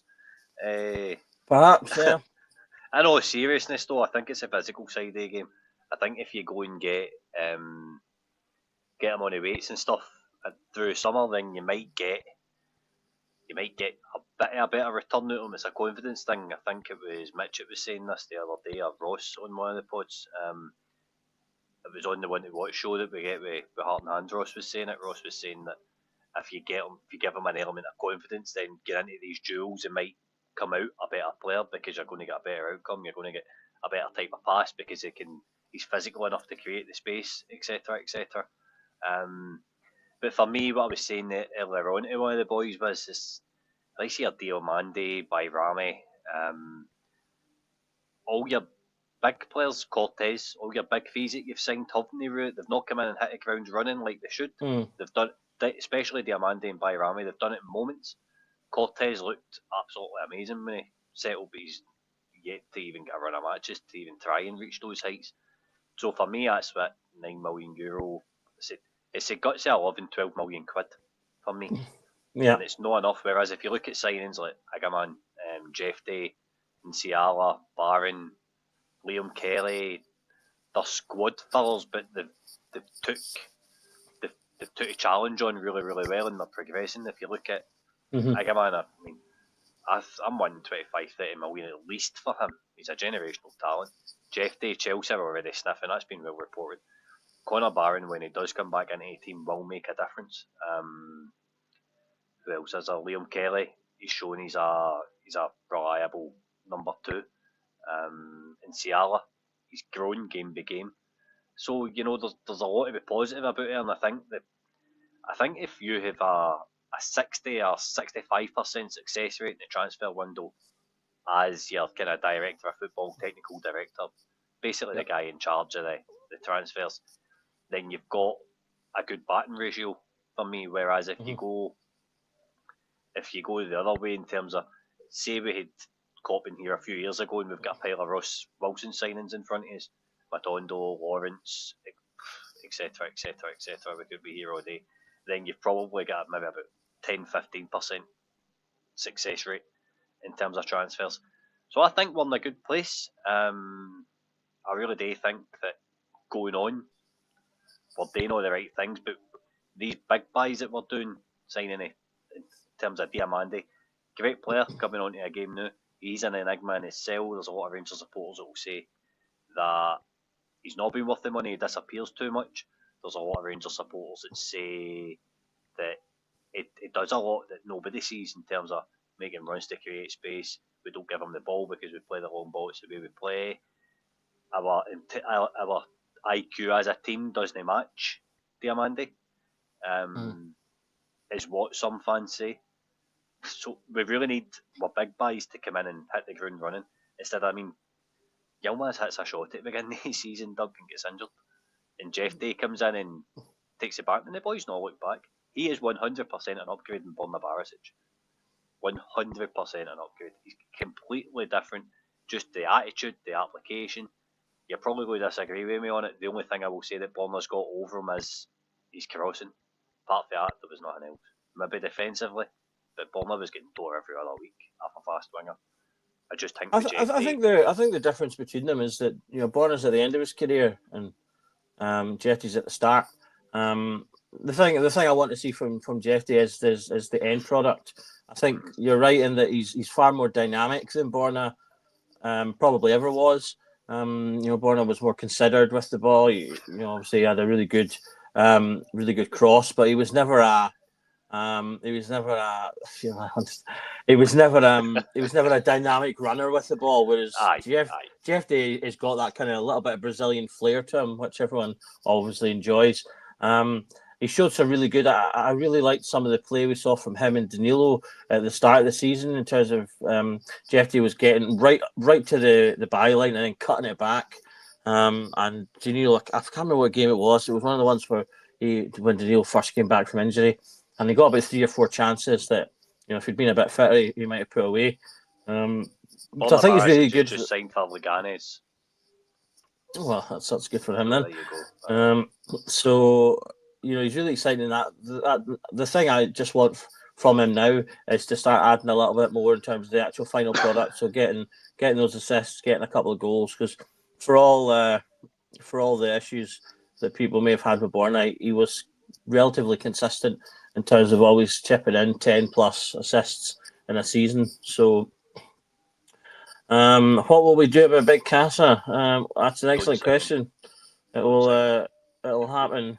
It'll all come down obviously to how he responds to his rehab. I would like to think that we'll go back in and try and arrange basically a redo on the loan with the option to buy, and just say, look, can we just kind of do it again? Bring him back. Pick up where we left off. Yeah, basically that would be kind of what I would do. That gives us that year then to look at him, make sure he continues on the journey that he looked like he was starting, and then trying to bring him in.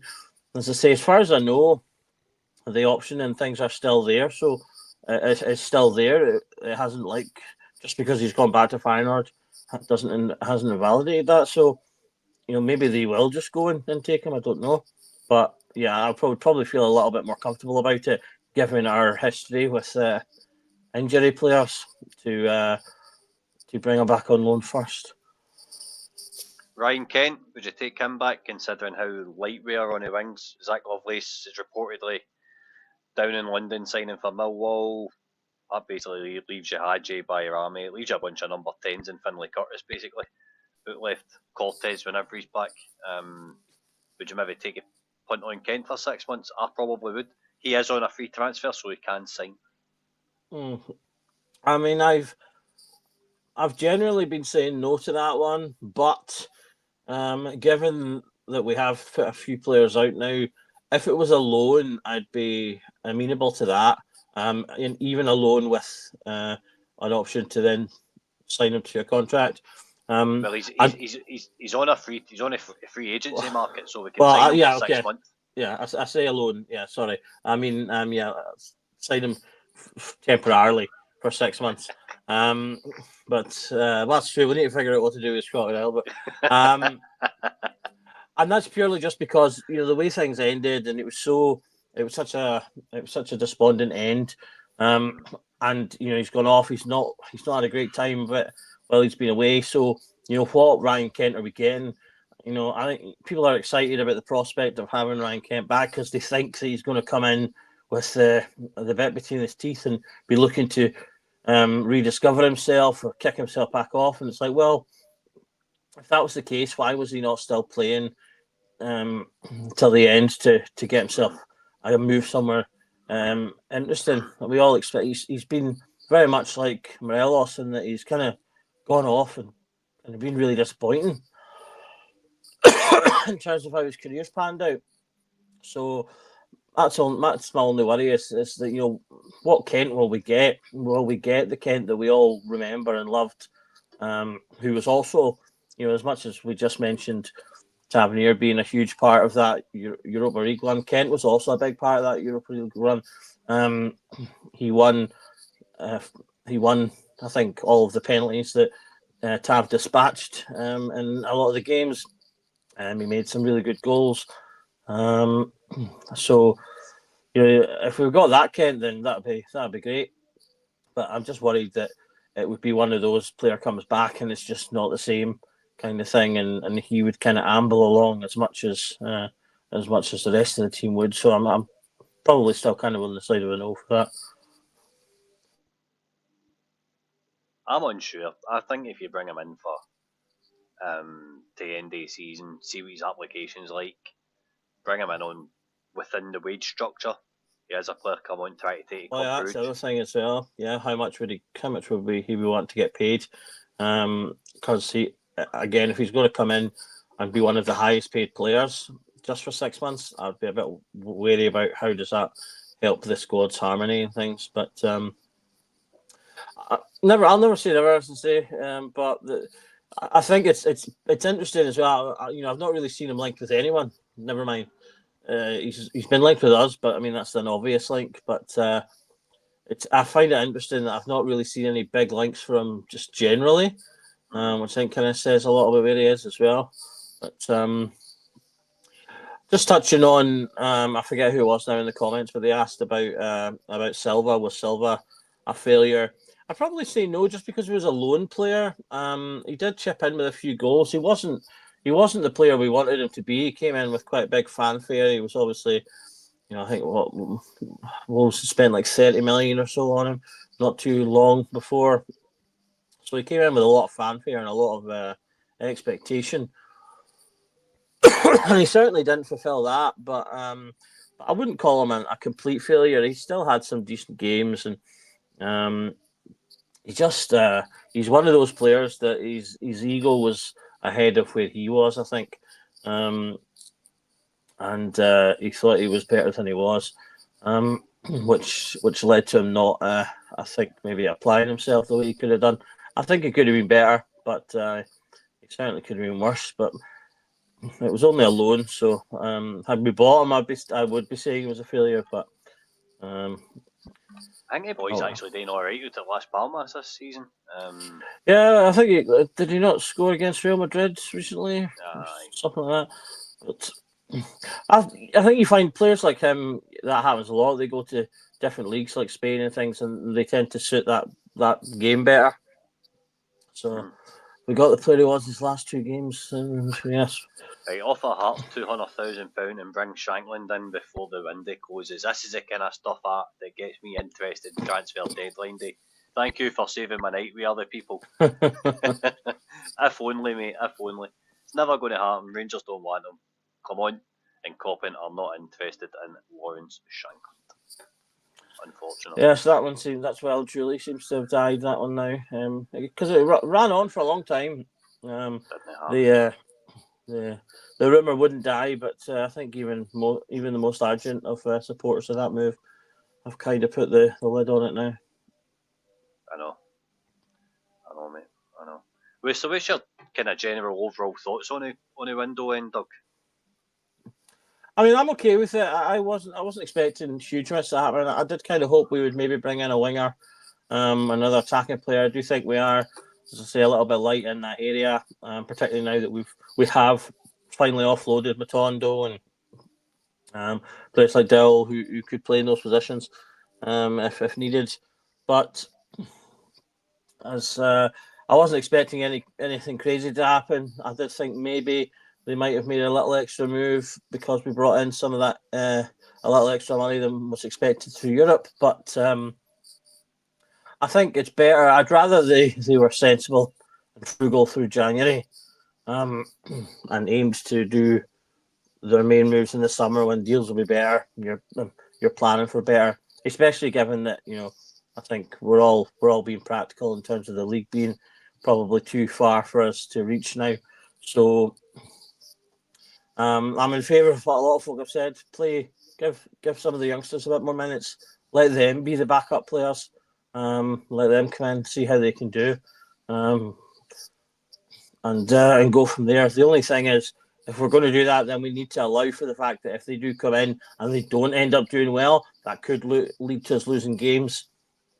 And obviously, if that happens, that puts the pressure on the manager. So you can't really have it both ways. So if we want to have the potential if we want to give young players the opportunity, and we're going to demand that they get the opportunity. If we then go and give them that opportunity, but they fail, then we have to sort of live with the consequence of that, which might be, that we don't have the strongest end to the season. I do think we are a bit threadbare, like Chris saying there. I think we've seen it in the benches we've been putting up in the last couple of games that have been just the youngsters. I think it'll all depend on just how injuries go for the rest of the season. Obviously, we've still got a few players out. If the players that we've got out right now all come back in and are available, then we won't be too bad. It will just mean, as I say, we'll see more of these youngsters playing if he continues his rotations. I know, mate. I know. That's something you and Ryan and Ben could look at 10 o'clock as the youth and the kind of squad fellas and stuff that we've got now that we've managed to get. What about the outgoings? Let's quickly touch up on the outgoings. We've got rid of Kieran Dowell. He's sort of went on a loan move to Birmingham City, and Ravi Matondo is away to Hanover. Ravi Matondo produced a wonder goal on Saturday. Speak to me what you think about the outgoings, about all the loans that we've sent out. The youth players are now finally seem to be getting some competitive football. Yeah, I think it's good to get those players out. Most of us have been wanting them gone for a while.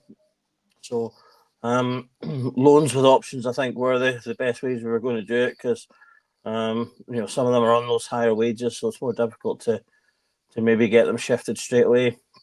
But Matondo, he's gone out, started, scored within about 5 seconds, so that's a good start for him. So I just hope he can continue to do that. I've seen the jokes already that he'll go and play every game for them, and he might do. He's playing in a good league. I've seen some people going, "Oh, he's not playing in a top league anymore," but I think people underestimate how good the second Bundesliga can be. A lot of top quality sides in there.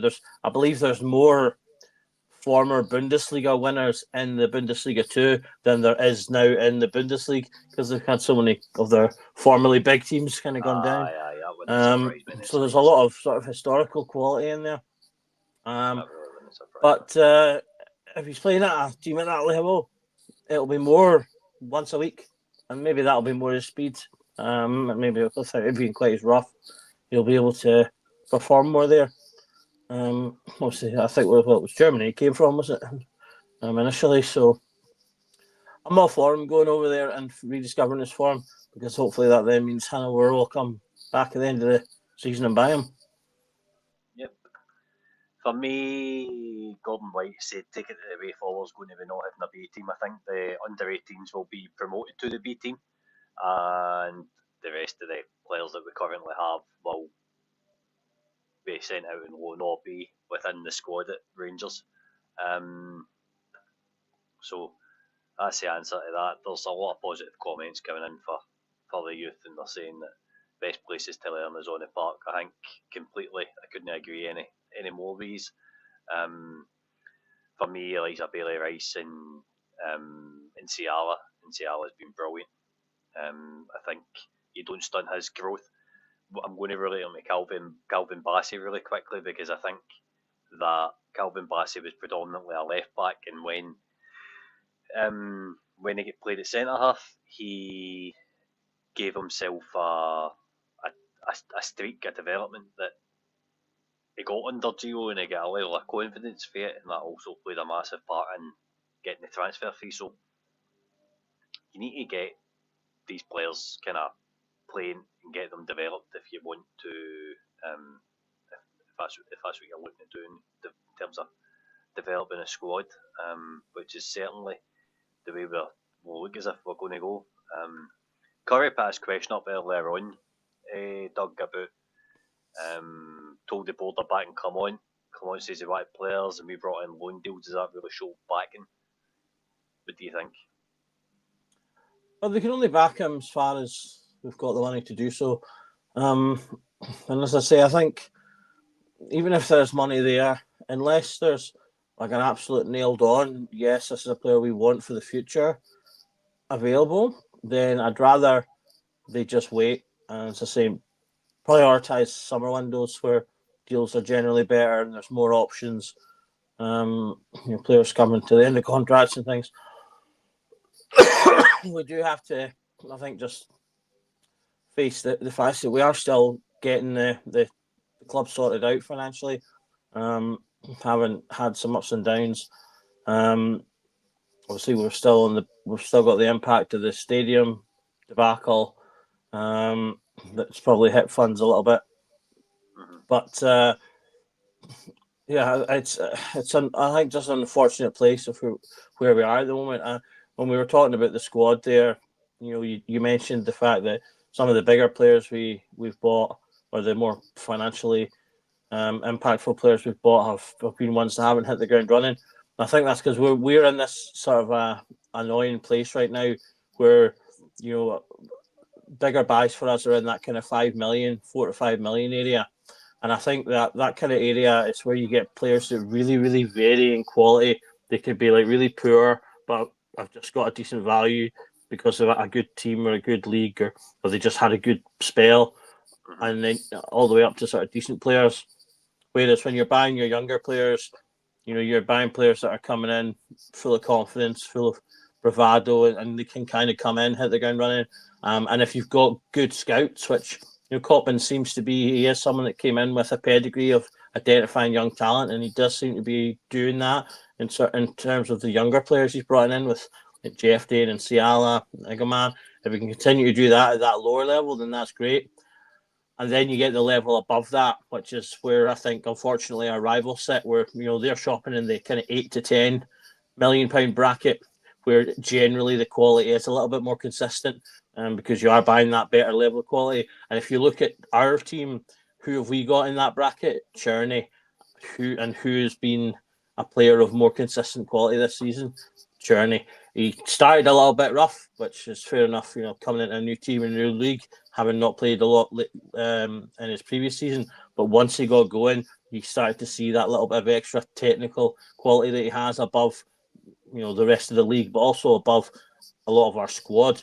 I think we've only got a handful of players: Cherney, Barami when he turns up, Tavernier, and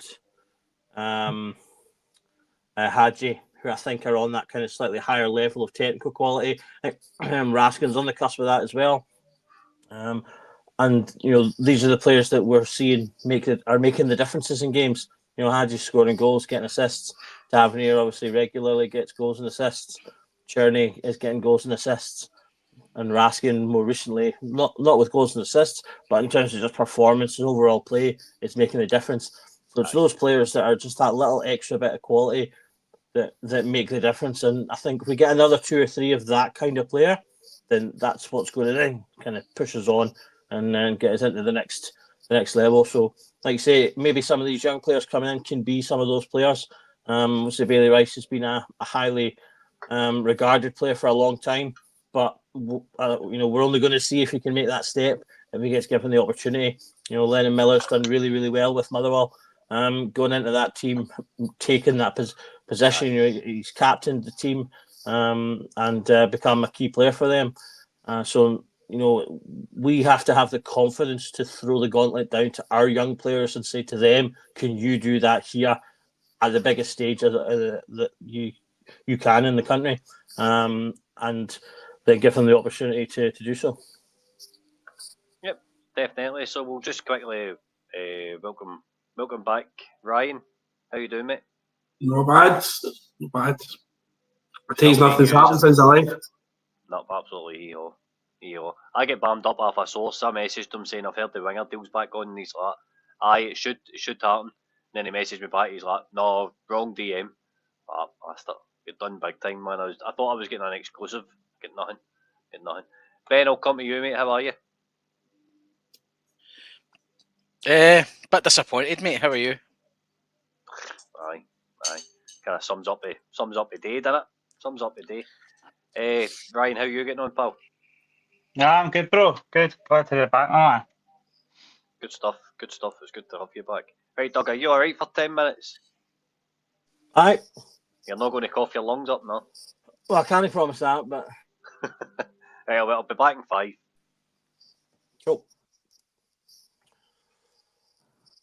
Right, so we'll be talking about the young players and giving them a chance. So just go around the sites and get your kind of thoughts on the main guys we've got at the moment. Obviously, we've had Bailey Rice getting a couple of minutes, literally a couple.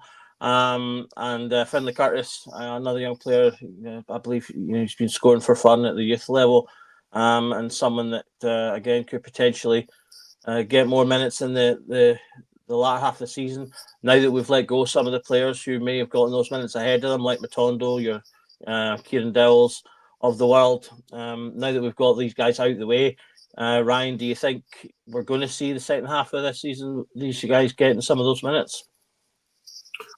Which one? Upper Ryan.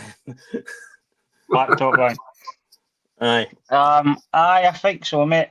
I think you can have the indication the last few games is he's going to start going with the youth players now. I don't see a busy end to the window either.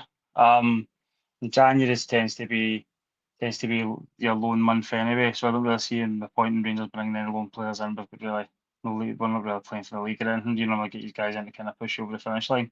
So it's a good chance for the manager to have a look at the youth players to see what's available to him and who can make a step up. Obviously, your Bailey Rices and stuff. We're all dying to see him play more and see him succeed. So,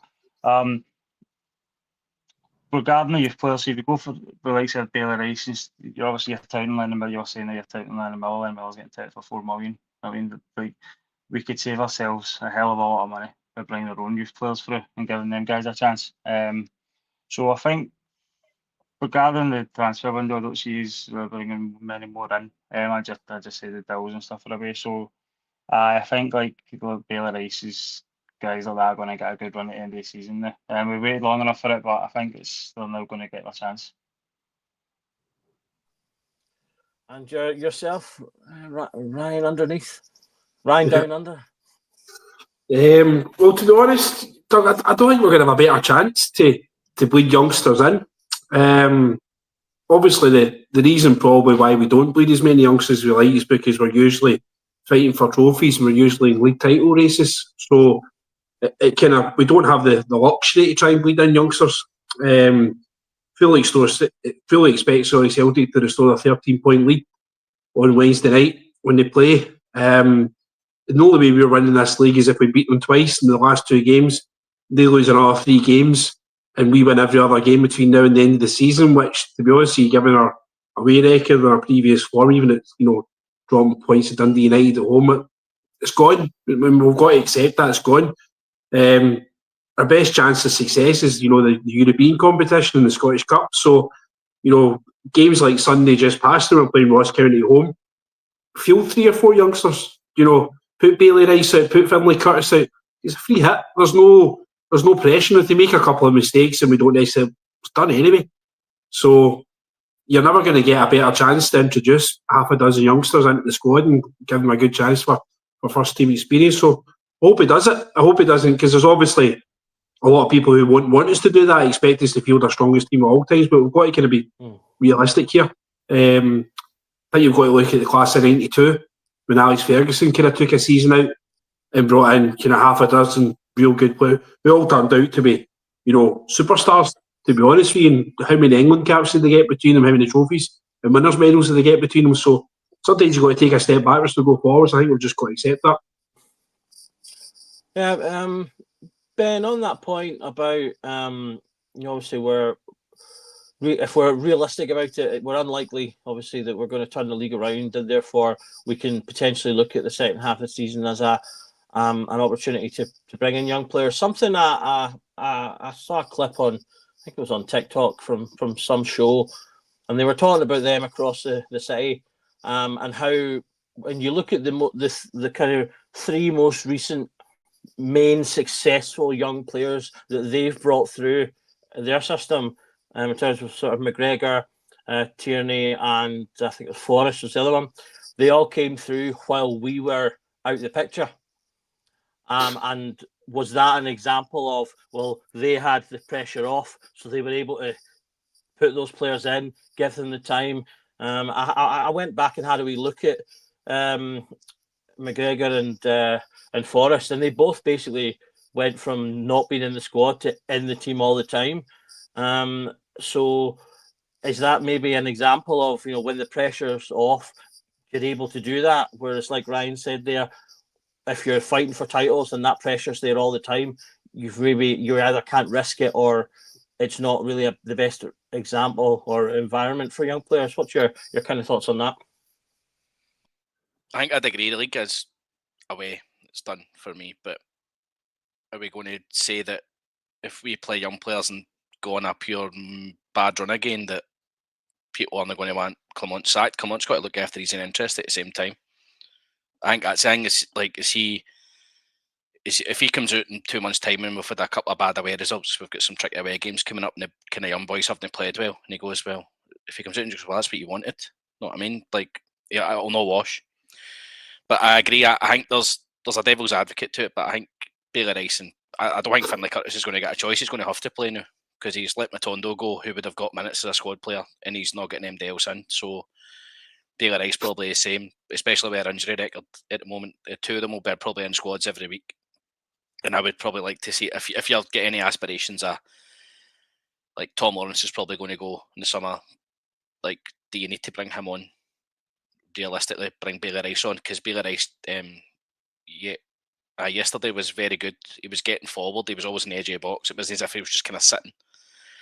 But yeah, it is a good time. But at the same time, I think Clement's job is still very firmly on a sugary peg. Yeah, I think you make a good point about ultimately the manager. Anyone that doesn't think a manager picks the team that they think are going to get the job done for them is off the boil, and he's obviously, whether he says it publicly or not, must be sitting there realizing the pressure that's on him, given how poor his away record is. So that's, whether conscious or not, it's going to potentially feed into those decisions of whether he picks those players. Though, I mean, I having not really known a huge amount about Bailey Rice other than what I'd heard people speak about him, I've been very impressed with the short appearances he's had. He's looked really positive. And both Man United and Fraserburgh, once he got on the park, I'm sure he had a shot within about 5 or 10 minutes. That looked like he was up to something, and had moments of, as I say, those positivity that I think is really encouraging. He didn't look like he was a player that was hiding or afraid to be on the pitch or afraid to be wearing the jersey. He looked like he was really going for it. So I think that can only be a positive when you're going up against these like low blocks and things. If it's a player that's going to take a crack, going to take an opportunity and try something. So different positives there. Just going to take a wee moment just to thank everyone again who's watching with us. We've been on now since 7:30. It's now come up to 10:30. We've been live for this transfer bonanza. I would love to say it's a transfer bonanza. It's been more just an enjoyable chat about all things Rangers and the players we'd like to be buying, rather than announcing players that we would. But if you have enjoyed anything you've been watching tonight and you're not already subscribed, then please do so. Not every show lasts this long, but every show will bring you lots of Rangers news, views and opinions throughout the week. And of course, we do plenty of match day content as well. We've got shows running up to games on match day and after match day as well. So you'll never be lacking in content on the Rangers Journal. So as I say, hit the like button and subscribe if you're not already a subscriber. Come and be our 12th man, because just like Rangers, occasionally we could use the encouragement. So do sign up if you do, if you're interested. Okay, doke. So we've got Gordon White here. He thinks Bailey Rice can be as good as McGregor. What do you think about that, Scotty? Give you a nice easy question for you coming back. Well, I don't really know where to start on it without getting clipped, to be honest with you, because I don't think Callum McGregor's as good as what he's made out to be. I think he's made out to be Franz Beckenbauer amongst their support, and I think we've made them look like Franz Beckenbauer in old firm games until we bought by Rami and just told me stick on him and don't move, and it's worked. It's worked. We've run Celtic so much closer. Bailey Rice has got a world at his feet. He just needs to go and prove it now. He's got 4 or 5 months with a place in his squad to go and really put his stamp down, and it's up to him to go and do something about it. Thought he'd done all right off the bench against Ross County. He had a shot on target that stung at people's palms. A decent enough player, keeps the ball tight. Didn't look at a place at Old Trafford, but the only way he's going to get better is if he gets minutes and plays and listens to his coaches and managers. But aye, yes, could it be better? To me, it's not a high bar. If I'm being brutally honest with you, Doug. Okay. Got a question here from Paul asking who we think our best transfer signing has been. So I'll go around the houses on that one. Start with yourself, Ben. Who do you think? We'll say of the Cop and Rain. Who do you think our best signing has been? Of the Cop and Rain. Where it goes, a wee graphic. Love it. I would say. I mean, Cherny's probably an obvious one, but he's not going to be our player. So, I mean, if you're talking about somebody that's going to be playing for us long term, I'm going to have to go probably Diamande, I think, because I don't think Jeffy's going to be here. Oh, if I forgot about young boy. Him be miles and miles. Even though, again, like Jeffy's probably going to be away in the summer. But that's the kind of hopefully the start of our trading. Him and Jeffy coming in, having good seasons and being shipped on for profit, and then we can reinvest. But I'll go with them. I do like Diamande. I think since Raskins had a big resurgence, though, it's made him much, much better. And I'm liking what I'm seeing with the two of them. So hopefully they two hang about. Okay, and Paul's come back and he's clarified he meant best transfer in your memory. So do you want to add who you think our best ever transfer is? Well, Ryan, black t-shirt Ryan will probably tell you when we were in school, when it was deadline day, we used to pretty much run home for school and put a telly on it with Sky Sports News, Jim White with a yellow tie and that on, and Barry Ferguson coming back is probably the one. Yep. Still remember it now. I think they were following a car and a helicopter and everything, thinking it was him coming back up the road, so I would probably be the standout for me. Sure. Yeah, an excellent choice. I still remember that the pictures of him coming back. That was a very happy day indeed. And I'll switch over to my other side then, and black t-shirt Ryan. Do you want to pick your best Coppin era signing, and then your who would you say your favourite is other than Barry Ferguson returning? Good man. I think you stand it. The Cortez one that's eye watering, isn't it? So you look at it, it's terrible, $4.5 million loan to buy. It's definitely a good man from a permanent signing perspective.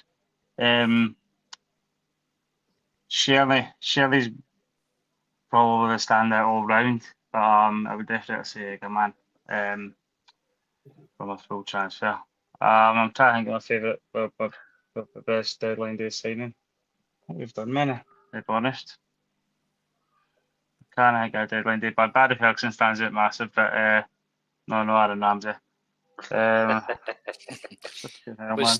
Was Stephen Naismith not a deadline day signing as well? No. Naismith was but I hate Stephen Naismith, so that's fair. That is fair. That's another one. Barry Ferguson. I don't like Barry Ferguson. So no, I can't think of anybody else on the deadline day. We've not had very many great deadline days, have we? But my Barry Ferguson stand up for me or not. Okay, look. And yourself, other Ryan? Best player of the Coppin. Toss up between Eagleman and NCL for me. I think NCL has still got a long way to go.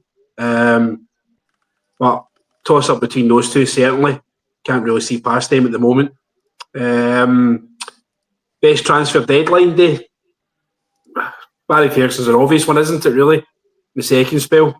Ryan Kent, when he signed permanently for us, done a lot as well. I think we signed him just in the back of losing an Old Firm game. I think we basically pinned Liverpool at the wall and said, we want him, make it work. So I think probably a toss-up between those two. I don't remember a lot of actual deadline day transfers. Seems to have got a lot worse for us than it has got better. I think we see panicking, saying a lot of rubbish, to be honest with you. Yeah, what about you, Scotty? I'll throw it to you before I pick mine. Copman, I'm probably going to go. Igaman's a standout, right? But everybody's picked Igaman. Diamande, I sat in the fence with Diamande. He looked good now, but as an overall signing, has he really done it for he signed? Probably not for me. Bayrami, Invisible Albanian, proper, and it looks as if he needs a good dinner. Jeff Day's been really good. Inciala's been brilliant. Connor Barron will be good. Liam Kelly's a good backup goalkeeper. Cortez, I don't know what's happened to his hamstrings for he signed. And then the other ones are all loans with options to buy. I'm going to go Jeff Day because I think he's came in for such a short fee and he's added a different dimension to left back that we've not seen in a long time. For example, he's been able to stay fit for us long. He's not slow and towing a caravan like Borna Barisic was. So I'll probably go Jeff Day for Copman era. Obviously it's Igaman, but for me it's Jeff Day. And deadline day in recent memory would probably be Ryan Kent, purely for, as RFC 72 said, purely for Casper Kent. But when I was a wee guy, it was always about Ferguson coming back because they signed Bellamy the same day.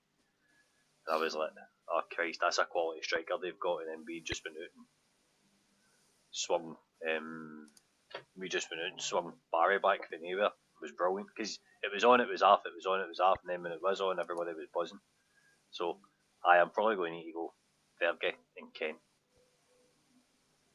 Good shout. I think for myself, I'll go with Cherny.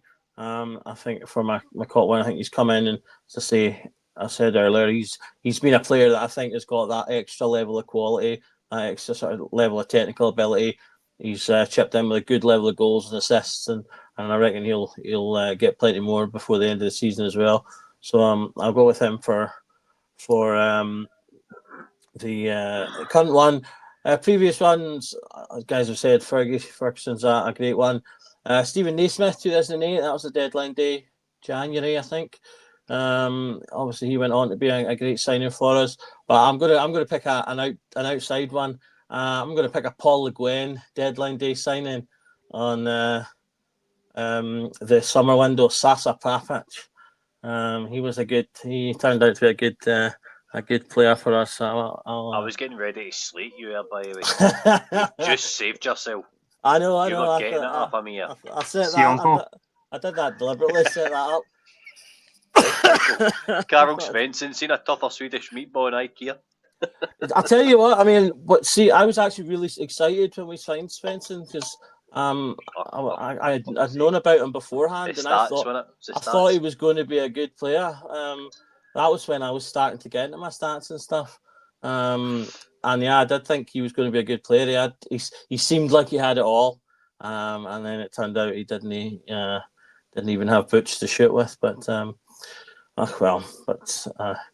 nobody on the panel said Gaza. I can't honestly remember that far back. Asked for deadline day signings, did they not? My memory is poor. So, but you know, that's probably where I got all my stats at the time from Football Manager. Just a quick update. Zach Lovelace has completed his move to Millwall on a long-term contract for an undisclosed fee, and Connor Allen's loan's been cancelled at Kelty Hearts, and he's out to Falkirk, which is a pretty good move for him considering he's coming up the league.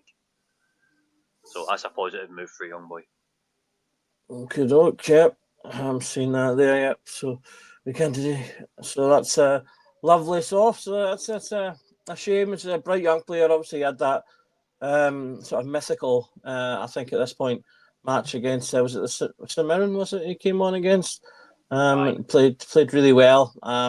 I do think that game did sort of, as I say, break into myth slightly in terms of how much we wanted someone to come in and be able to play in those wing roles. Obviously, we still had Scott Wright playing regularly at that point. So I think we're super excited to see someone young and quick and dynamic coming in, and that obviously was promised potentially so much, and then unfortunately got injured. And I think it's just been. Well, as with too many Rangers players, a Rangers career that was too short due to injury. But as I say, we said earlier on, I think there was a lot of chat that he's apparently was wanting to go back for family reasons and stuff like that. So, I mean, that's fair enough. Not going to stand in his way for that. So, hopefully, he goes off and has a decent career, and I wish him all the best. Just unfortunately, it will not be with us. But hey ho. So we'll see how that pans out. Right. Well, I'm going to pull off for a wee bit then. I'll let you take over, Scotty. Cool. I shall reappear later on. I'll go see if I can get myself in a position to talk for more than 2 minutes without exploding. So, it's been fun. Well, mate. Cheers. What's exploding? Just coughing. Oh, right, okay. Nice, yeah. The old Niles coughing. That's it. Right, I'll speak to you later, guys. Right, Big Ryan, I'm coming to you. Would you make a Lovelace's move to Millwall? Surprised? I mean, if he wasn't going to sign a new contract, he might as well get a few quid from the now because he's walking out for nothing in summer. I was going to say, look, see this undisclosed fee? I hate that. But it absolutely boils my piss. Like, just tell us how much you're selling it for. Like, there's this whole financial fair play thing and all this kind of stuff. We'll get the accounts next year. Just tell us how much we're getting for them. What's the point in this undisclosed thing? I never get it. I'll never understand it. No, I know, mate. I know. The guy's hamstrings were like a skinny elastic band. They were no use, man. His injuries let him do. I think he'd managed to see when he came back in the team kind of recently in the last kind of 6 weeks, whatever it is. He's looking a lot bigger. He looks as if he's done his work in the gym.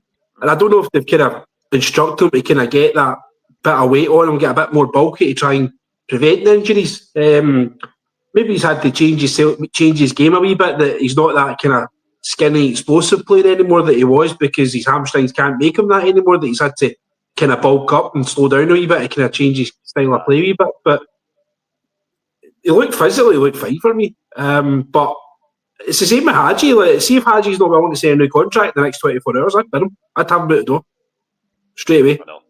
I can't.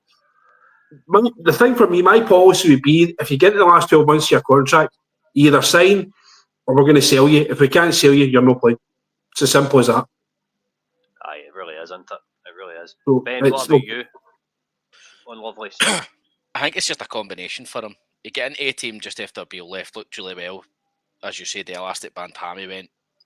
He's had a couple of bad injuries for the B team. The B team haven't been playing competitive games either. That's probably not helped him. Mm-hmm. And then, as kind of Doug said, he kind of was wanting to get back down south for his family and stuff, because he's come up here after the back of first team game, so he probably would have expected to play a wee bit more and probably wanted to maybe have some guarantees if he was to sign again, I'd imagine. So it's probably just best for everybody to move on. And a wee sell on if he does do well. Aye, definitely, mate. Definitely. Ryan, what about you on Zach Lovelace? Do you agree with and disagree with the boys have said? Oh, no, I don't really know much. I've not really seen a lot of them, Scott, to be up or down about him going. Obviously, you hear everybody saying how good he is and how highly rated he is. But if he's unhappy and he's wanting to leave for family reasons, it does Paul says he wants to go home. So it's hard to keep a player that age. It's unhappy and homesick as well. So it's probably best for all parties. He's went back home. I wish him my best as well. Aye, fair enough. Ben, I'll come back to you. This question was asked earlier on. Anybody that's new to channels watching for the first time, slap that subscribe button for us. It's free. It doesn't cost nothing. Question put in, Jinky Border back. Come on. What does this say today? That the fact that he's not even got a winger in on loan, and we've sold Matondo, Lovelace, Dowell. There's another few shipped out now. For me, we should be buying players that outlast managers now. There should be a philosophy in place. So, obviously, and I think that's what's happening. I think getting Beale keys to his shop isn't going to happen again, because he just signed Hillsey's pals for youth football who had no knees and were hopeless.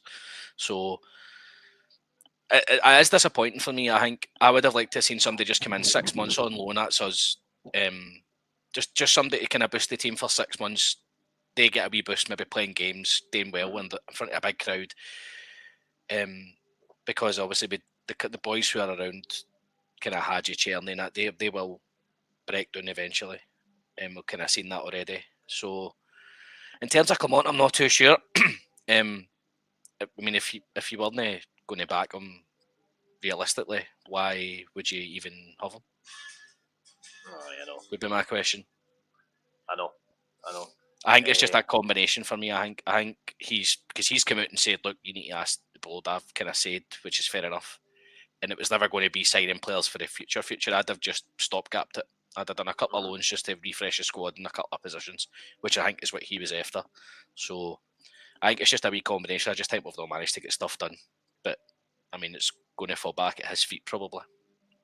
Yep, definitely. Big Ryan, I'll come to you on that point next. What about the board and come on? Do you think all's well, or do you think this is telling us that we're either changing direction as a club or he's off skiing this summer?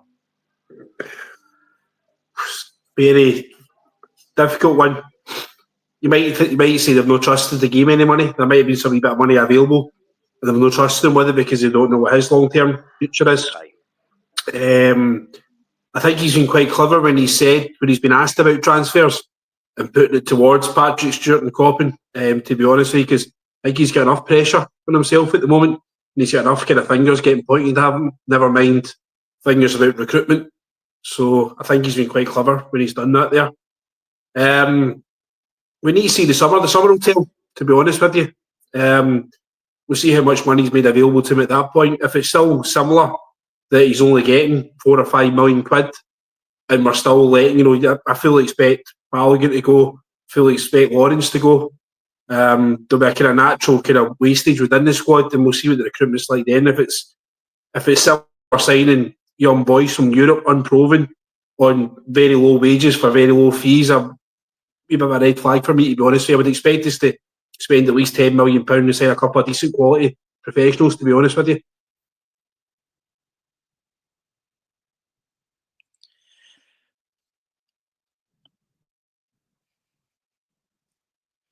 Scott, you're muted, mate, I think.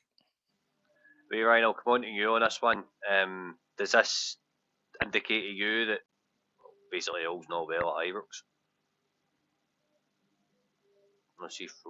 You, wee Ryan, I've got Big Ryan and wee Ryan, you wee Ryan. That's because you're muted, I never heard of it. Sorry. No, it's alright, mate. I think January transfer window, you pay over the odds for players, you pay a wee bit more than you need to. So if the board see it as we could save the money for the summer, which would be far more important, the transfer window for me. It's really, again, I wouldn't really go with loans this window either, because it's just freed up a lot of wages for a reason. I wouldn't just want to fill those wages back up again with just kind of mercenaries.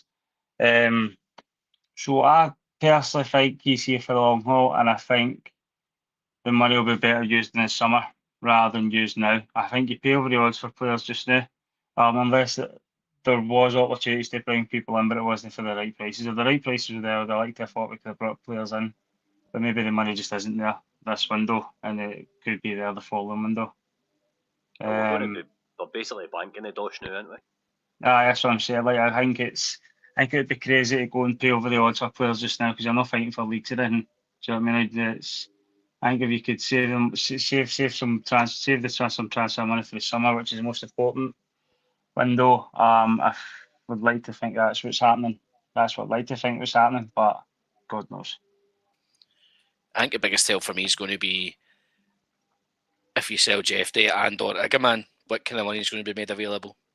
Because Igaman, you're talking serious money. And Jeffrey, I mean, if you're talking 10 million quid, 8 million quid, you could be making 20, 30 million pound off of 2Ms plus whatever you're going to have available. I think that will be the biggest tell, what gets made available in at that point. No, definitely. I'd probably agree with you. I'd like to hold on to both of them for another season. I think you could bring their value up even more for another season under the belt. I would like to think we sell them too quick as well. So it's all about timing. It's all about timing when we can get the most of them. It's all about timing. Don't hold on to them too long either, like your Kents and Morelos's and stuff, where everybody was the contracts run out, our players, you miss that. You miss the bus to get the high fees for them. So I think Ben, what you're saying, I think we've got a nice season in them. I wouldn't like to see them go a summer, but maybe the following summer. Aye, that's fair enough, boys. That's fair enough. Jock, welcome back, mate. Cheers, boys. Haven't missed much. No. Absolutely, he has. Zach Lovelace is off skiing. Scott Arfield's released in a free. That's about it. Rumours of him going to Falkirk. Have you got any thoughts on the board's support for Philip coming on today? I just listened to you chat there. I think you're right. I think the big window's going to be the summer, isn't it? And that European money we've secured now with finishing 8th is going to be a big part of that as well. And looking at obviously with the finances that come out there in November, there's a big hole that needs filled. And I think some of that money that we probably had the option of spending this week probably went towards that. I would say we've got, as you were saying earlier, there's going to be at least maybe 3 bodies going out in the summer on free because the contract is going to be up unless somebody like Hadji signs on. Ideally, you want Egeman to sign a new and improved contract over the summer, and then he stays for another year, and then we punt him, and then we're going to get maximum value because we're going to get decent money for him now because he's only 6 months, 8 months into his contract anyway. But if we can try and tie him down just for another extend it, improve terms, and say, look, you're number one, that's the ideal scenario for me. But January window for me is always a fickle one, isn't it? Because like as you're saying there, you're overinflated in prices because clubs don't want to sell unless there's a major shift somewhere and there's a domino effect of bodies going left, right and centre, or if the right player comes up at the right price, the club jumps. It's a catch-22, I think, January. I'm not a fan of it. I'd rather you just go to the old school days where you could just bring anybody in at any time, like singing boys like Stefan Kloss in December and stuff, like the old school. Show my age there. But whether he's been backed or not, it still lies with Coppin to find these guys and find them for the right fees and the right values in that. He's the one guy that's bringing them in, and Clamont's got to get a tune out of them.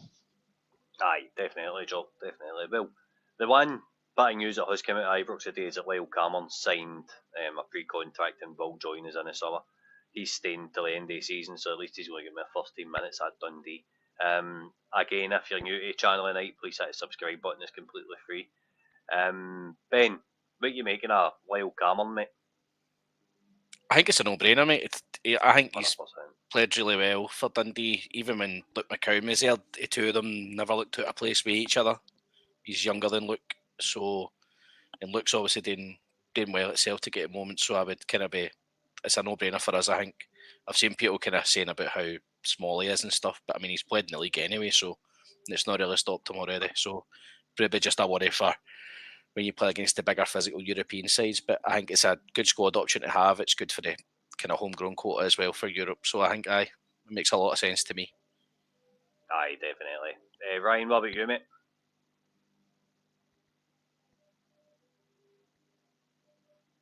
Sorry, struggling myself off mute there. Aye, no brainer. Obviously, we're aware that we need to chop the Scottish market a bit better. And for me, he ticks all the boxes. Very low fee.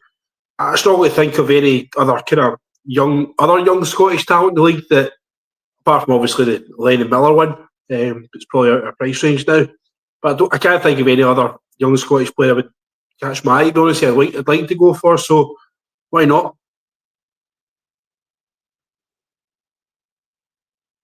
Aye, that's fair, mate. Jock, what about you? Lyle Cameron, happy? I said earlier, it's really says it's a no-brainer. It's the sort of market where we should be looking at. Is I think Coppin actually said in the press release for this that the Rangers are looking to sign one emerging Scottish talent each summer, each year. Which again, it's something we should be doing. It's something we haven't really done in a while. Is look domestically for players, and it's something we did do traditionally over the years. We always brought in another SPFL player of some description to come in and be a squad player that chips in with goals, and he looks like he's going to tick those boxes. And from what you're seeing there in that picture, he can play a couple of positions, which versatility is always a good thing. Particularly whenever we start, as normal, boys start dropping left, right, centre with injuries, as it seems to be the case. So, again, I said it's one of those ones that we don't want to be a case of what if or should have been. We don't want to miss them, so we'd rather get them in the door and at least give them a shot at Rangers. And if it works out, it works out. If it doesn't, then as usual, it's a free signing, so we'll recoup money some way or another. Aye, definitely, mate. I had asked Doug to prepare slides on the squad value of the team now, like going off a transfer market. So we'll have a wee bit running. I'll come back to it, right? We'll finish off on kind of some of the other rumours and that for the day. Well, you can have a wee think of how much you think the squad's worth now compared to what it would have been like. I don't know what you're doing. So overall, let's just touch on where Rangers are at now. In the summer, you'd like a Matondo, Dibble, Connor Goldson, etc., etc. Ryan, I'll come to you on it first.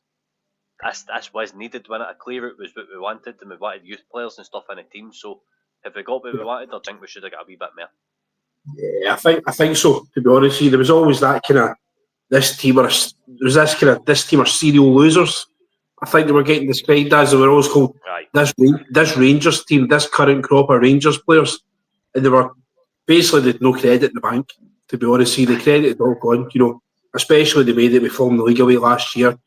No doubt in my mind, we should have won that league last year, and it was just a couple of really stupid results. Away to Ross County, away to Dundee, just rubbish, to be honest. And ultimately, the players who were there didn't deserve to be there anymore. They didn't deserve to be Rangers players, so they had to get sold. They had to get moved on. Aye, definitely. I've just been texted there saying apparently Matondo, Dibble and Lawrence were on a combined 73 grand a week. If they were on. Scandalous, innit? Ben, I'll come to you. What's your thoughts on what I asked Ryan about where we were in the summer to where we are now? It's what we wanted a rebuild, mate. I think there's always a balance, but the club needs to be successful. But it has been a rebuild. It's been a bit of a downsize first, I think. But I think we've shown that we've kind of shopped in good markets. So like Jeff Day, Agaman. So you're hoping that continues and it just kind of slowly builds. But I think the summer will be. You're just hoping the summer adds another layer, because I think it's been a decent first step. Because as Ryan said, the guys that had to go. I think it shows you that Kamara Roof's still not got a club. Borna Barisic has been punted for his club. Ryan Jack's playing in the second division in Turkey, and John Lundstrom's a squad player for Trabzonspor. So I mean that kind of sums it up. None of them's left and went on to bigger and better things. So the time was right. Fair enough. Jock, what about you, pal?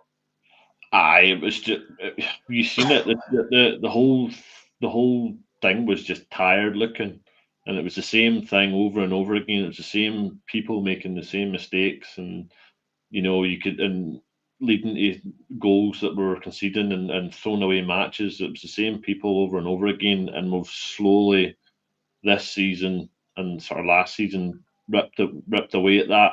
This summer, particular, where we got rid of the six, there was a real core of that team of,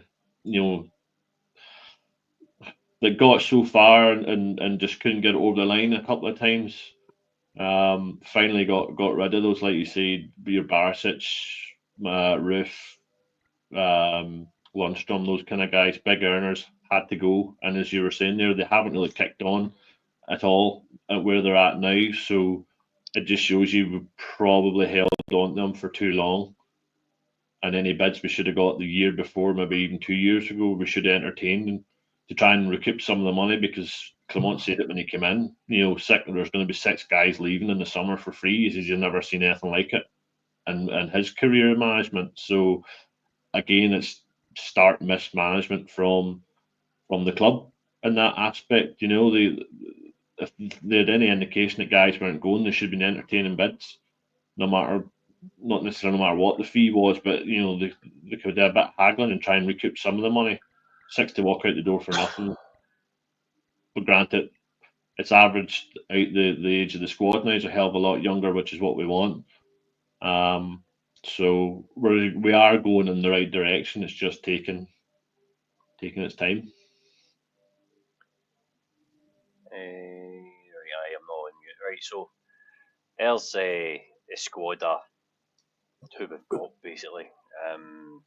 Ben, much drink Jack Butland's worth? Oh, for fuck's sake. I mean,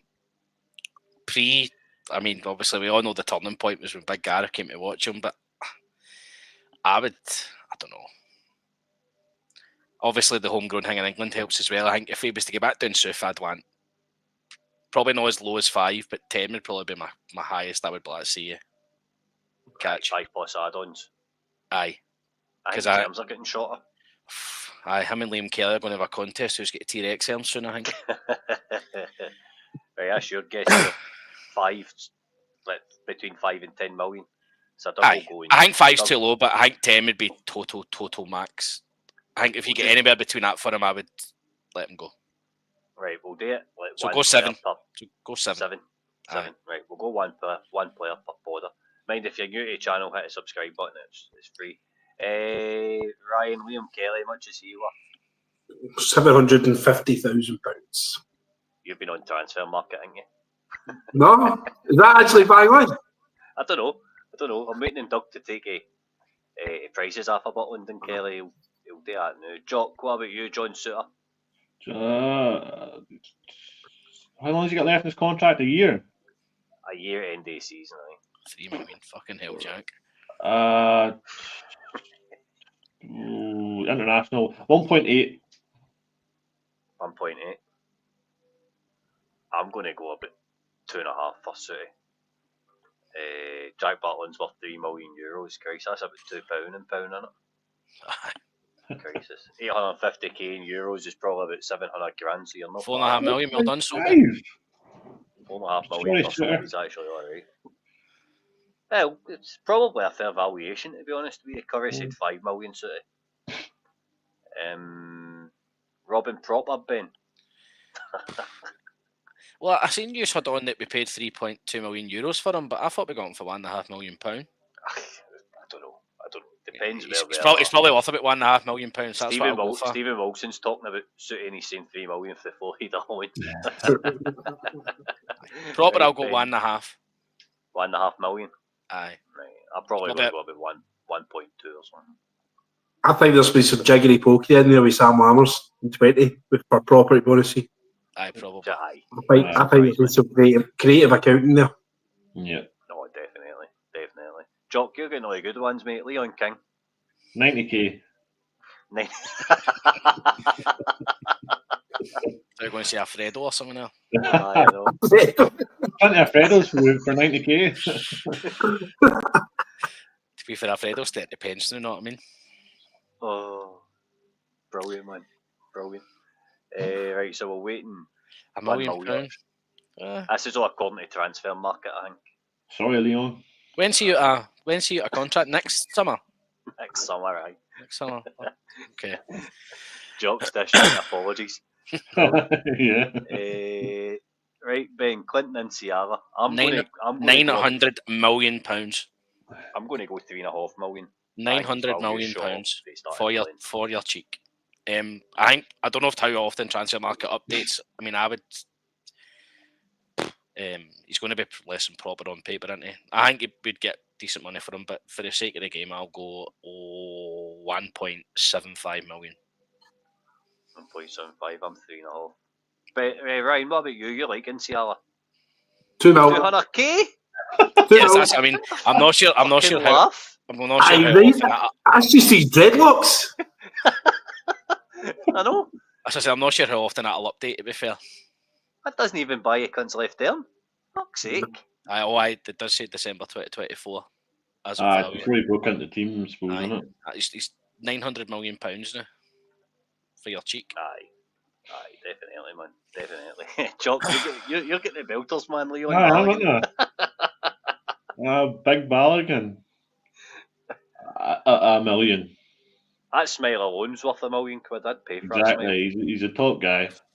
Whatever coaching. Big Ryan's not happy. He doesn't like Balogun, do you? No, I do like him, but he's never worth £1 million. He's bloody. He's a bad part away from a wheelchair at the moment. Right, Ben Ridvan Yilmaz. Based on the rumour earlier that we got offered £1 million loan fee and a £3 million buy, I'll go 4. 4. I'd probably put 3.75. I would have I think that's a punt at something like that. Paul's saying £3 million. Curry's saying about Leon Balogun, 1.1 million, 20 million for his heart. 4.5. There you go, Radvan. Nice, pal. He's on that one. I would send packing in the summer. I don't know how he's maintaining his value. He's hitting shots and pulling his groin. Like, how's this even possible? He'll be back to Turkey, won't he? Aye, hopefully. Ryan Jeffy. 8 mil. Is this pre-Chelsea rumour by Chris Jack confirming it? Aye. Probably. I'll be like fucking 6 pence. 6 or 8 mil, somewhere around about that. I think that's fair. Aye, that's what I would. 2.5. That's Again, January 2024. I'm going to say that before Chris Jack came out with Chelsea. I mean, that probably doubles that at least. Right, I'll take Robbie Fraser because I'm not putting that one in Jock. Jock said Robbie Fraser, Balogun and Leon King and that so far. I'll take Robbie Fraser. I'll go about 250k on that. That's not a big one. Jock, what about you, Tav? Tav. 3 million for Tav.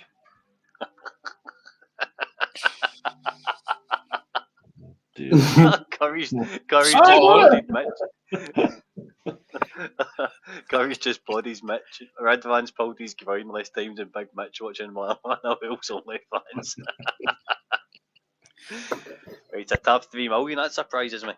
That really does surprise me. Ben, who's that underneath? That's Sterling. That's Sterling. It must be Sterling, right? This Big Dujon worth? Something to fucking keep his legs warm, man. Fucking made a chocolatey boy, man. I'll go 1.5. 1.5. Yeah. Anybody else having a point? 4. Who's Big paid 4 Dujon million back. for that? Oh, don't compare him with Mark Calvin, man. Don't ever. How do they value them? I'm assuming length of contract will be in it, age. Aye, transfer market generates sort of through stats and stuff and wages and all that. Right. To be fair, again, he is probably one that would get a decent move back down south. It's a good job none of us were in charge of actually selling these boys because we totally undervalue them. We're bringing in no money to Rangers. I know. Who's that next guy? Is that? Is it not? No, it's not. No, it's not Casemiro. Is it Rafael Fernandez? No. That's Fernandez. Right, well, I don't really know how much he's going to be worth. Divine's out a contract at the end of the year. We'll patch him. Ben Raskin. I will go again. He did start playing well. I think based on what we've seen, I would be same as Jeff did now. I'd be 8 to 10. 8-10 million. Yeah. Fair enough. Ryan, what about you? On wee Raskin. 5 probably. Just looking at there, I think he's worth more than 5. But I'm just thinking on this, doing about that. 6.5. It's saying. I would say he's probably worth more than that now. I don't agree. Jock, would you agree with that? Yeah, definitely. Right, deal. Christ. £2 a packet of skips, man. Ben, Diamande. I think it'll be roughly what we bought him for 4 or 5. Yeah. For 5, Ryan. 7. 7, Jock. I think 5.5. I think maybe just slightly over what we paid. Aye. 6. Aye. There you go. There's the bite I was hoping for. Stephen Wilson leave deal alone. But is it 6 million? Yeah. That's your money back and a bit of change in it. Connor Barn, Ben. Well, what the fuck are we paying? About £1 million on? That's I would go just. I'd go just over one, maybe like 1.1, 1.2. Ryan, what about you? Or these all seem very 0.5 for me. 2. Jock, what about you? I'd say 1.2 or something. 2.5. 2.5. Right. Aye. Right, Lyle Cameron, that's an interesting one. Jock, I'll come to you first. I'd say he's probably got a good bit of value to him. I'm going to go 3. 3. Ryan? 1. 1. Ben? 1.5. 750k, I'm guessing. Round about that. Considering it's transfer I'm market. going to say £1 million. £1 million. 1. It is. Before he signed for us, right enough. Aye, it's 3 million now signed. That's $1 million. $1 billion. Right, remember, if you're new to the channel and you're watching, hit the subscribe button for me, it doesn't cost you. Right, Invisible Albanian by Rami. Ryan, I'll come to you first on this guy. If it says 8 and above 4, we've been bumped, right? What do we pay for him? Number 4? 3.5. I reckon that's going to say something like £6 million, and it's going to be completely wrong, but I'm going to guess that. I'm going to guess it. Jock, what about you? I'm going to say 4. I say his valuations went up, but only just. What about good evening, mate? Hit the subscribe button for me, pal, if it's your first time watching. Ben, what about you? 4.5. There you go. Bang on. 4.5. Bang on, aye. You're hoping he comes on a wee bit next season, I think. You're hoping he just gets wrote off everybody else. I think he just needs a couple of gym sessions, to be honest with you. He needs to hit a bench. I know he's not a young boy, but I would just class him as the same as young boys. Just go, look, just take your time to settle now, and you need to kick on next season. Aye, definitely. Right. Tom Lawrence, Ben, I'll come to you first. $6, man.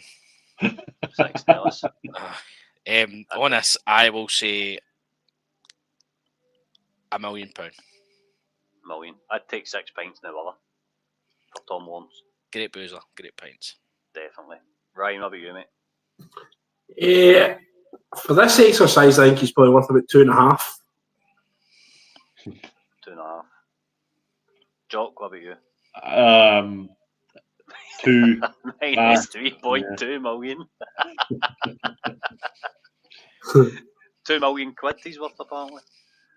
How come we never settle him, man? Jesus.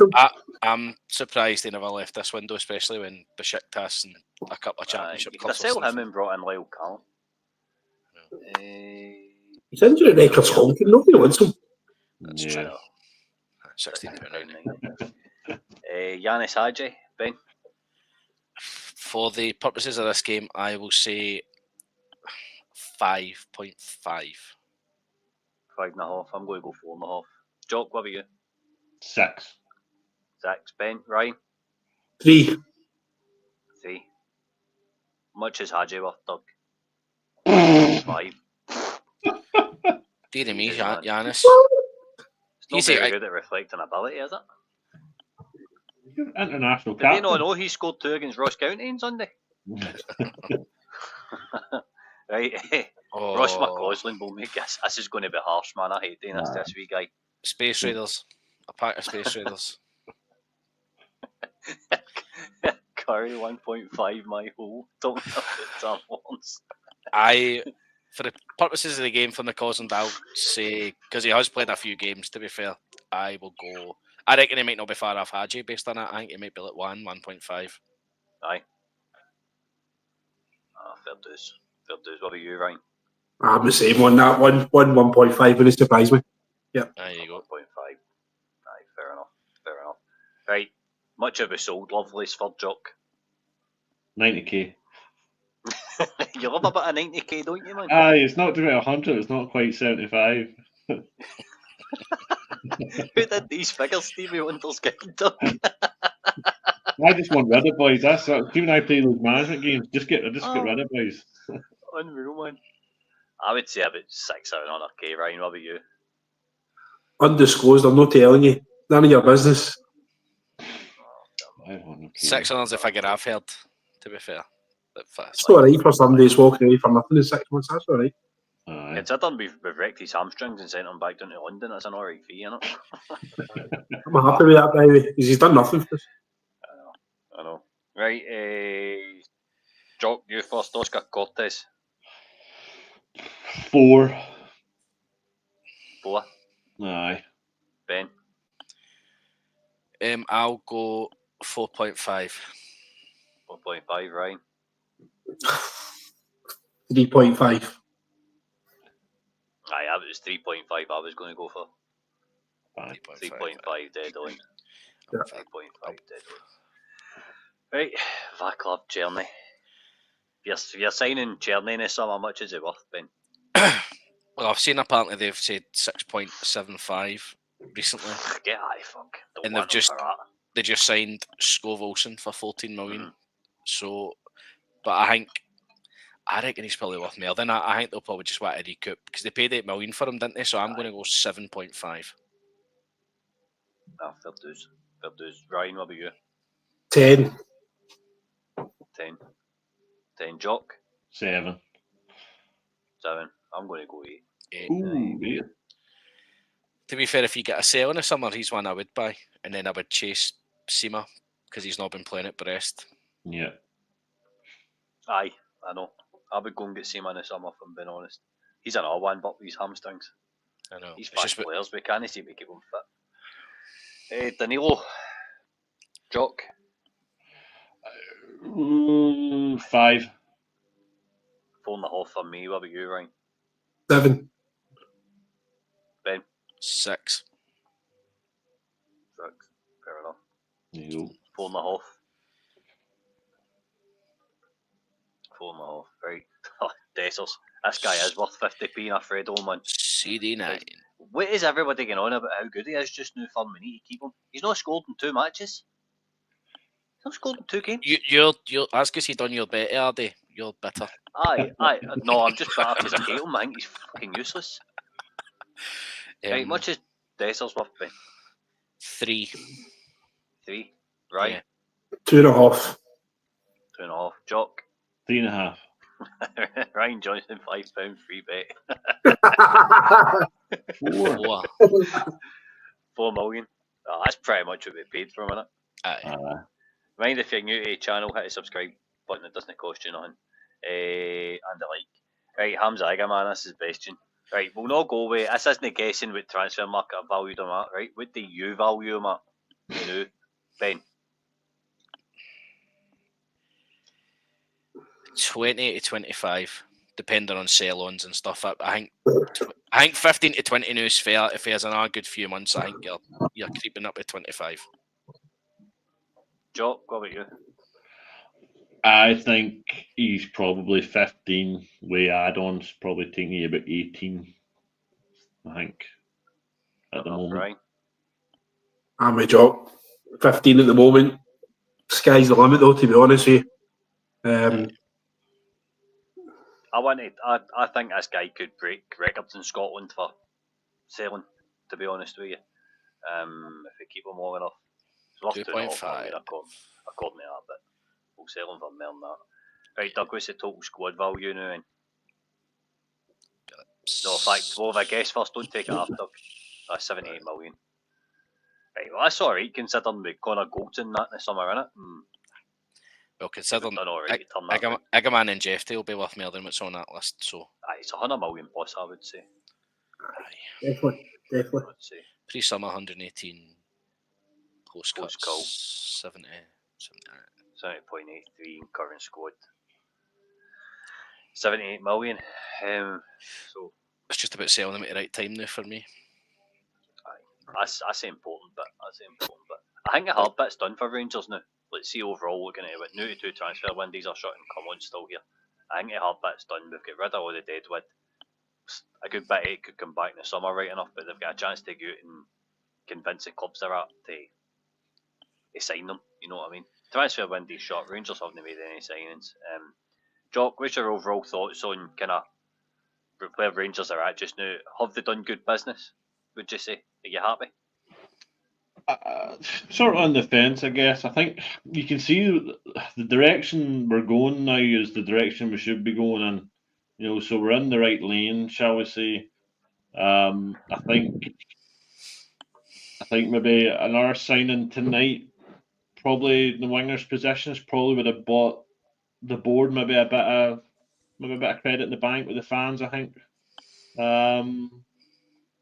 But it's the season now is all focused on Europe and the Scottish Cup and try and claw back as many points as we can. That this is just where we're at. The season's pretty much domestically is done. So I think there's plenty of games to be played. There's plenty of opportunity for these young guys and Ciala and CEO, Rice, those guys now that because we've still got quite a lot of injuries and so that the window's there for them to sort of apply their trade. And it's just up to see if they can step up and show that they're going to be here in the summer, vying for our starting position. If they're going to knuckle down, we'll just have to wait and see. But there's still plenty of football to be played, so it'll be interesting to see how the guys get on. It'll be good to see guys like Rice and that's maybe start games, especially in the Premier League. When them only obviously need to keep an eye on your boy Cameron there just to see how he gets on as well. I think people will be looking out for Lyle Cameron now a wee bit more. But I seen him, was it at Ibrox, and he just done this kind of somebody gave him a ball over, and he just done this wee kind of touch with his chest, and he just passed it by Raskin, and then just slithered by Raskin and skipped by him as if it wasn't even there. And I was like, he is a bit of a baller when you get him in, so it's good business for me. Ben, what about you? What's your overall thoughts on the summer here, where we're at? Good first steps in terms of both windows. I think we'd all wanted to have seen a wee bit more come in. I think if you're getting Dowell and Matondo out, you'd have wanted at least one just to give you a wee bit of an option. Because obviously the European tie, probably bar Fenerbahce, is pretty favourable of trying to get a quarter final. Scottish Cup will take care of itself. We're probably going to have to play them at some point and beat them. But the boys that have went out, like Ben Davies, like Birmingham, seem to be laughing, thinking we're selling them stuff we shouldn't be selling them when they're absolutely hopeless. So I think the ones that go to Birmingham will probably go because they'll go up. So that obviously helps us get into the summer as well. But the squad needs to be added. I think we need quality in the summer. There's a good base, there's good squad players in there, barring Cameron. You just need maybe a couple of guys who will lead for the front. Kind of good players. Need quality. Yeah, for me. Ryan, what about you? Sum up your thoughts on the summer now. Part of me's glad that happened, part of me's quite worried at the same time. We seem to became quite obsessed with running a good business rather than being a good, successful football club. Do you know, I'm at the age of all I've known is just the mentality of win every game at all costs. Do what you can, and it's now a case where are we satisfying a balance sheet or are we trying to win trophies? Do you know, it's all right. We didn't win anything this year, but we've got loads of money in the bank. We've got loads of potential players coming through. We're going to sell these players for millions of quid. But in the same token, we're watching our rivals overtake us as far as trophy count's concerned. So we need to find that balance where we're running a good club and running a good business, but also still winning and challenging on all fronts as well. So I'm a bit worried that we might become obsessed with this and start selling players for the detriment of the football team. So I'm all likely to go and I'll sit on the fence with it just now, but I'm tentatively worried about it at the same time. That's fair enough. I think that's a viewpoint that I hadn't thought of, if I'm being honest. There's a couple of questions coming in about Kevin Thompson coming back into the academy. Do you think is bringing in Thompson a coincidence or because we're having to use youth? Like, Ryan, where do you think we could see him being kind of employed? Would it be way under 18s, or do you think it would be as a kind of bridge between the first team and is that a good move?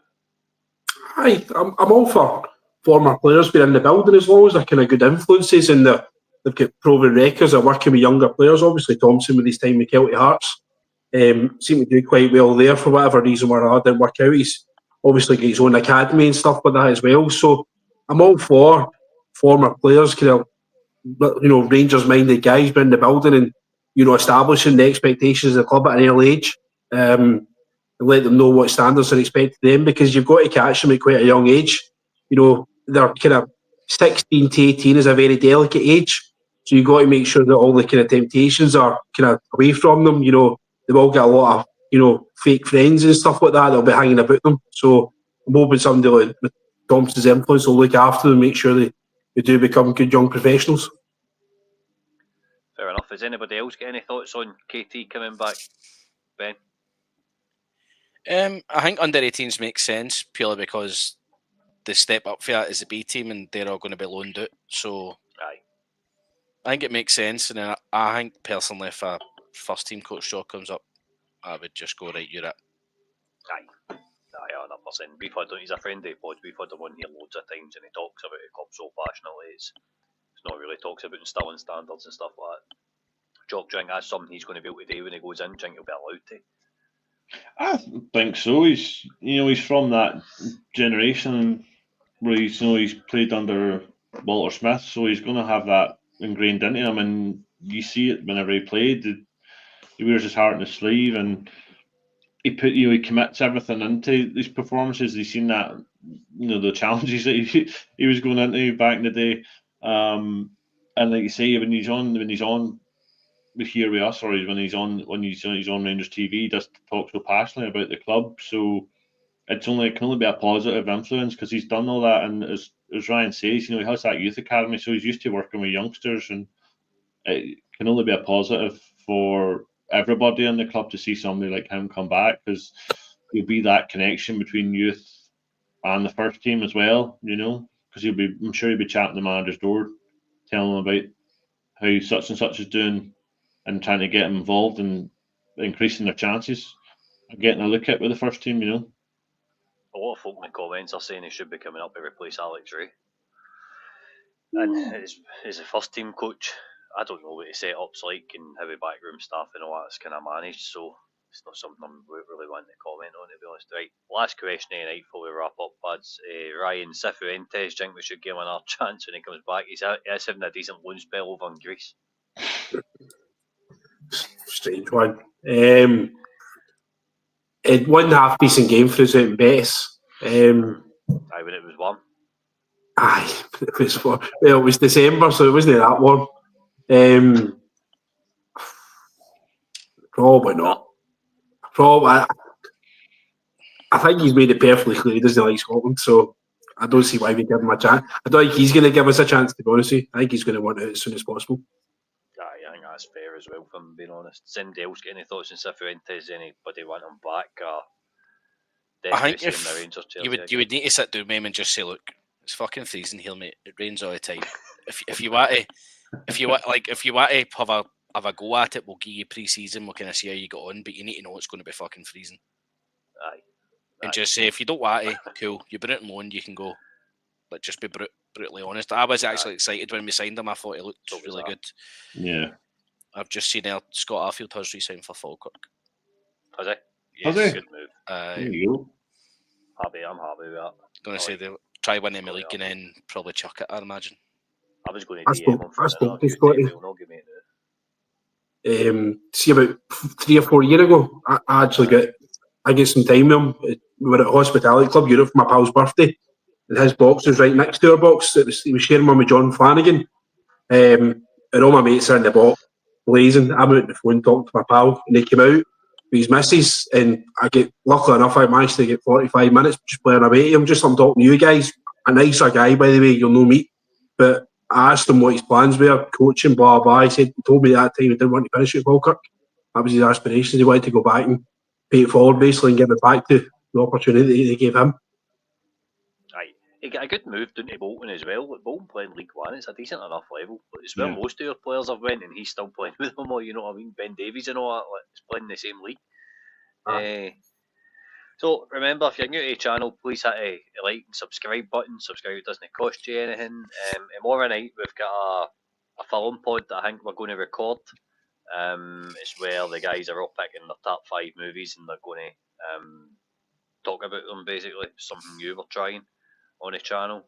We're back Wednesday night. I think Doug's doing some sort of squad review on Wednesday night at 9. Apart from that, it's been a pretty crap deadline day for Rangers, so thank you for that. Lyle Cameron signed, Zach Lovelace goes out. Well, threadbare in the wings. Things aren't great, but it's I'm telling myself it's stuff that needs to be done just now, and I'm happy that the likes of Paul and Seal, Curtis Finlay, and Bailey Rice are going to get more opportunities in the first team. Ben, thanks for coming on, mate. Pleasure, mate. Good to be back on. Good stuff. Ryan, thanks again, mate. No problem at all. Anytime. Joe, cheers for coming on, mate. No, thanks for having me. Right, everybody, please hit the like and subscribe button, and we'll see you on Wednesday night at 9 o'clock. Cheers.